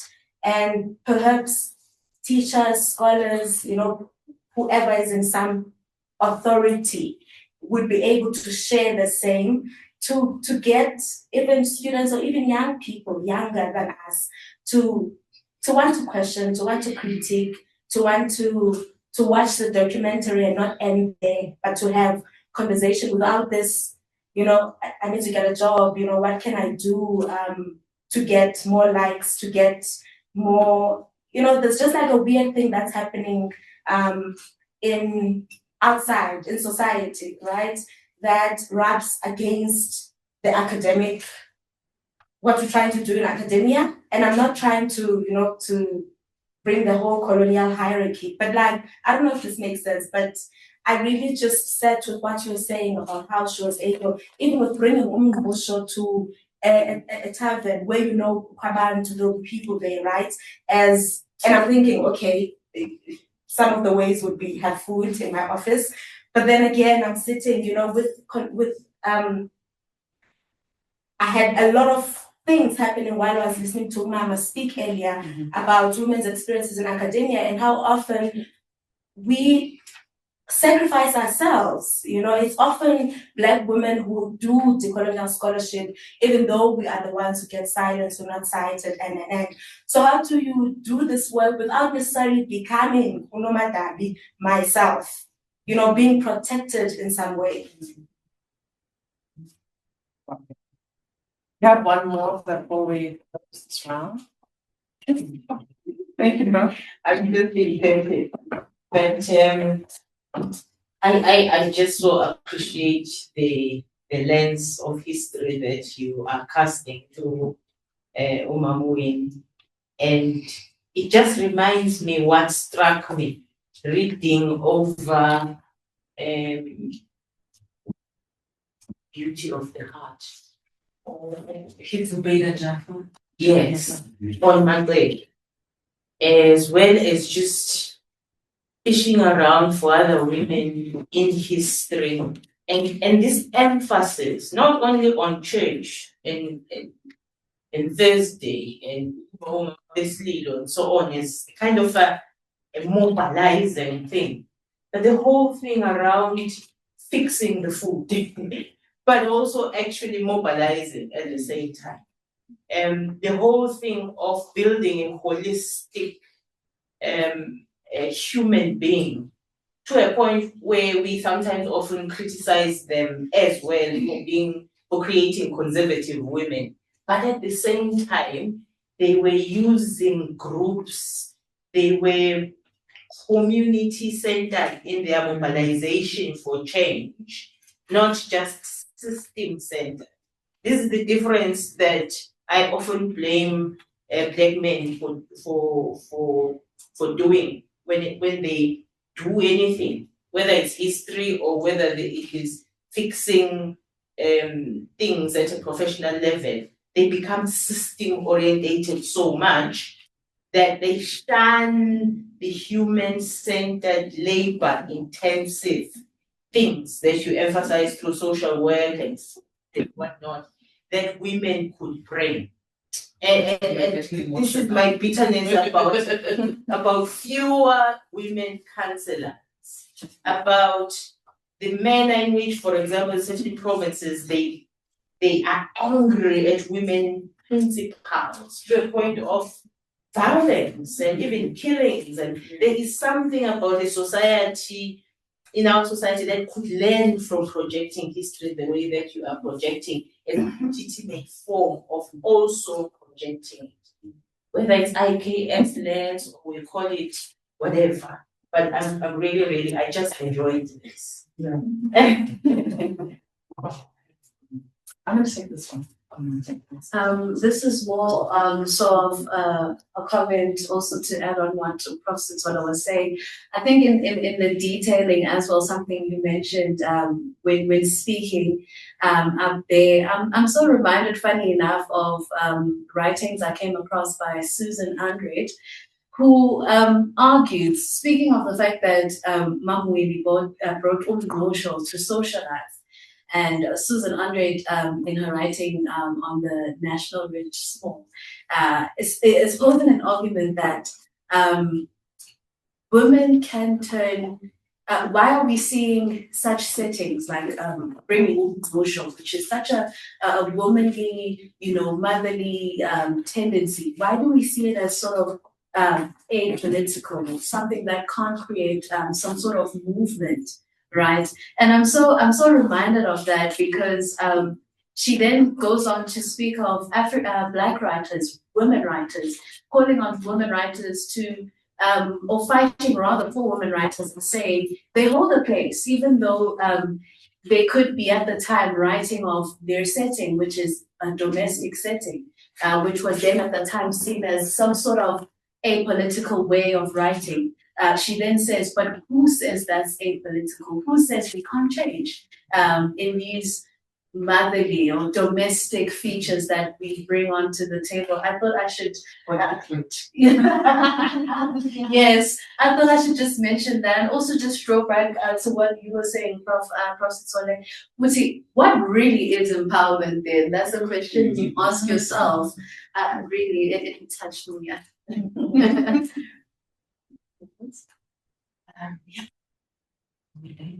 No, I still do one more. Yeah. Okay. And then I'll done another one. All right. Okay, so I think I'll start with Prof. I think we need more Black consciousness in this country. I think because when you're speaking about how you're expressing your resentment for the ways that men can be systems based. And for me, immediately I thought of people like Vigo. I thought of the subject of my book, of Edla, and I thought of just that group of and Tiro. I mean, these were young male students that were thinking around humanness. How do we, what does it look like to give this country its human face? And you cannot look at just the system, you've got to look at the person. And I think that I wish there was a way that we could sort of think seriously about how to resuscitate that particular movement to make sense. Because I mean, of its time, it was limited in that it wasn't as inclusive of women. And so I think in today's world, those are the terms that we would have to define. But I think that is a shining example of its time of how they were interested in the human and things like, and that is evidenced through the Black community programs, which was simply, how do we get people jobs? We have this factory that makes leather and we employ women. I mean, women today still speak about how remarkable that program was. It fed their families. You have people that speak about the ways that the Black consciousness movement helped to get young people through school, through the education, through the Ginsberg Education Trust and whatnot, which was another community program and so on. So I think that we need that reinvigorated, I would say, because I find Black consciousness as I think it remains a possible platform, but of course one in which we sort of define it in terms of our experiences, in terms of greater inclusivity of women, because women who were active at the time were highly critical of the ways that it was exclusionary, and obviously a space that is safe for queer communities as well, to help define what our society is. I think when you were speaking, the next point I want to speak about is that part where Osisi says, how do I do all this work without becoming Nomadabi? And it made me think of the ways that, you know, a lot of people resent the term imbogodo. You know, like I'm not hard, I'm soft. and I think often that while I understand that resentment, I think sometimes we run the risk of decontextualizing that moniker. And I don't want people to think about Nomadabi as some kind of hard, unfeeling moniker to represent something that is hardness. But I think it represents somebody who understands, who's sort of defining struggle in a particular kind of way, who is sensitized to the fact that when we are remaking our society, we need to remake it in ways, we need to attempt to remake it in ways that makes life a softer landing for all of us. I think one of the things that haunts Winnie throughout her life, especially in the ways that she constantly gave and gave and gave, it stemmed from her father. Father, a principal at an under-resourced school, because back then, education was free and compulsory for white people, but not free and non-compulsory for Black people. And so a lot of the times, Winnie watched her father pay other children's fees out of his own pocket. And so that influence carries over into the ways that she engages social work and how very self-sacrificing she became, because the system forces you into that position. The campus is a diverse space where there are some people who can't afford to live in rents, and some are sleeping in toilets and libraries and so on. And so how do you think about, and I mean, this is 10 years since the last sort of flare-up of fees was fall, and we're still having these conversations of how do we make this space completely inclusive for all students, representative of just like our reality. How do we bring about a space? And I think that also then calls on us to do more to hold the people who promise us free education accountable. Because I think we live in a country where people didn't just die for the franchise. Coupled with a fight for the right to vote were very material demands: free education, work, fair pay, land distribution. And so we've yet to reorder our spaces so that they are accessible, and first and foremost. We've yet to, when you read about the fact that in the 1950s, I think Madiba is the one that speaks about this because often he's roasted for his academic transcript. But someone said, I had to travel long distances to get to class and all of that. As he speaks about that experience, I'm like, wow, this could be someone in 2016 or 2026 rather, speaking exactly to this. And so I think we are in a position where I think we should do more to demand more from the people that sort of decide how our systems should be. I don't think we necessarily have to struggle in the ways that Winnie struggled, because she and her generation shifted history towards a moment where we don't have to be at risk of slipping on soap or falling from the 10th floor. I think with that, there's a responsibility of us to understand and recognize what the conditions look like now and shift history further towards some of the things that, some of the changes you want to see realized. So I think I've answered all those other questions, I would say. Is there anything I'm missing? No. Okay. Yeah, I just want to take the moment to say thank you very much to Zikhona for an insightful, brilliant seminar. I really reiterate looking forward to the book, but I'm also going to invite my colleague Zanele Mandela up. Oh, we're going to take. Let's take the online question.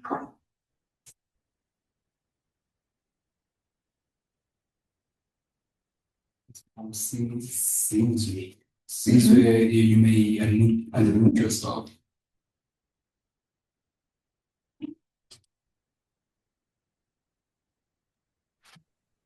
Hello. Hi, Can you hear me now? Yes, we can. Yeah.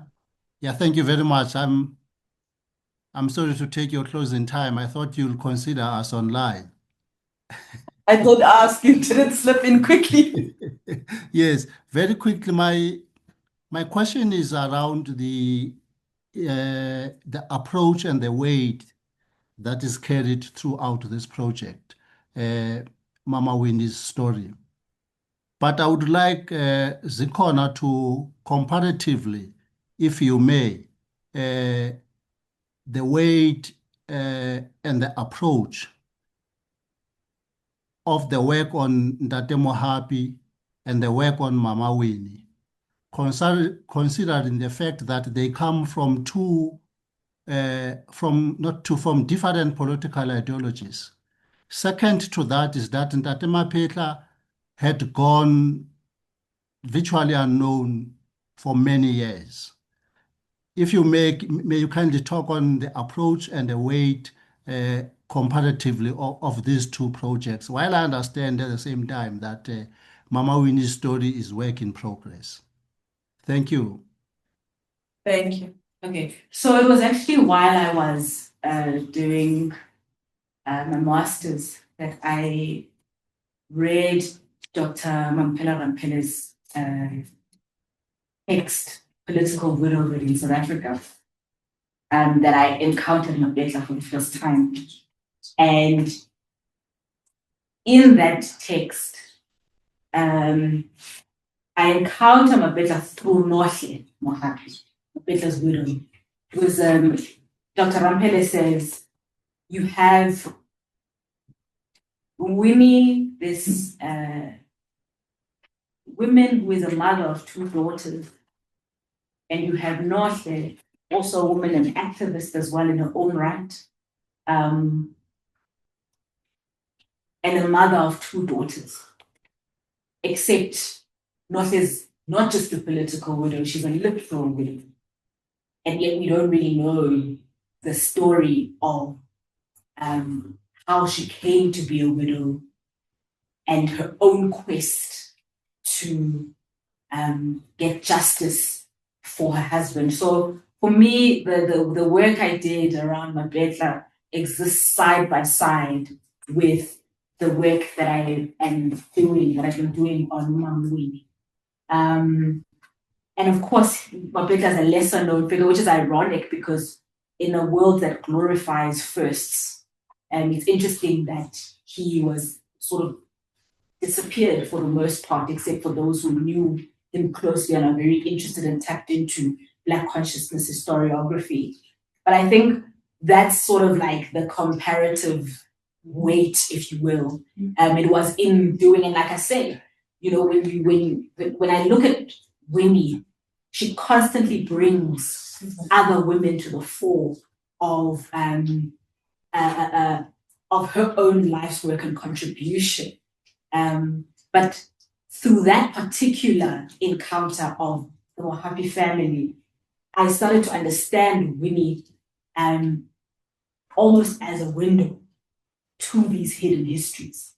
And I think in thinking as deeply as possible, as much as our resources can carry us about Winnie Mandela, we start to sort of unravel even other figures that might have got lost through, that might have fallen through those cracks, even if they're not necessarily directly and intimately connected with her. The thing about Winnie is that she lives through all these different eras of the struggle. She is there in the defiance era, she's there in the armed struggle era, she's there in the Black consciousness era, she's there in the mass democratic era.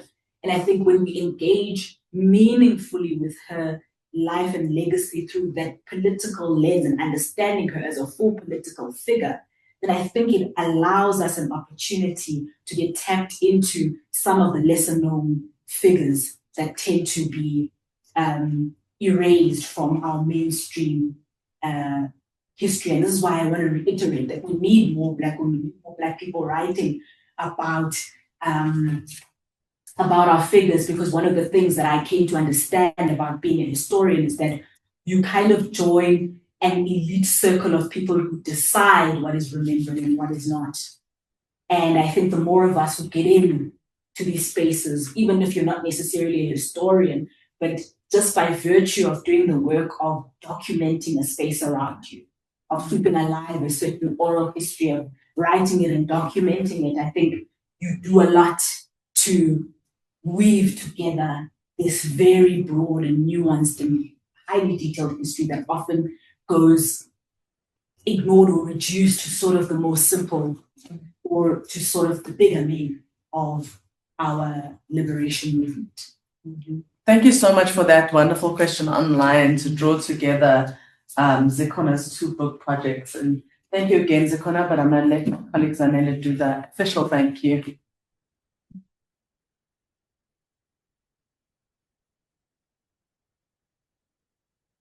Thank you. Hello, everyone, and thank you for sticking around to those online. I think we've been given a lot to think about today, and what a beautiful way to kickstart this Women's Month series. So I'm going to be thanking some of the people now in absentia, and thank you to Prof. Graham for really just framing what this month is going to look like, which is wonderful. And I know with Prof. Sithole, they did mention another university, but I think you also, know what an Orange Army looked like. And I think you can both tell it was against that backdrop of the orange and black, where where people want to be and where they are really from. Other universities are suggestions. I know they try to hit. But I do want to insist that you set a tone of orange and black and white and black. So thank you so much to Professor Sithole, who really set up such a beautiful way for you, Zikhona, about talking about the woman scholar. And it was so nice that the setup that you actually embody what she was talking about, not just theorizing, but theorizing freely. So I think it's going to be interesting to see how the framing then continues, because I think the tone has been set.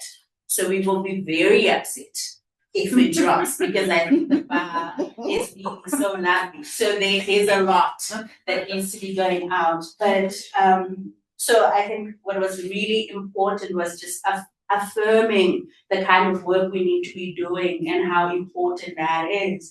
And it was really wonderful, because if you think about the plan of UJ, of the Orange Army, about this idea of impact and the kind of work that we need to do, I think Prof really set up that very well about measurable impact. And I think the how and the what, and going beyond the numbers. And I think we are all really excited about the book and seeing the kind of work that's going to be happening.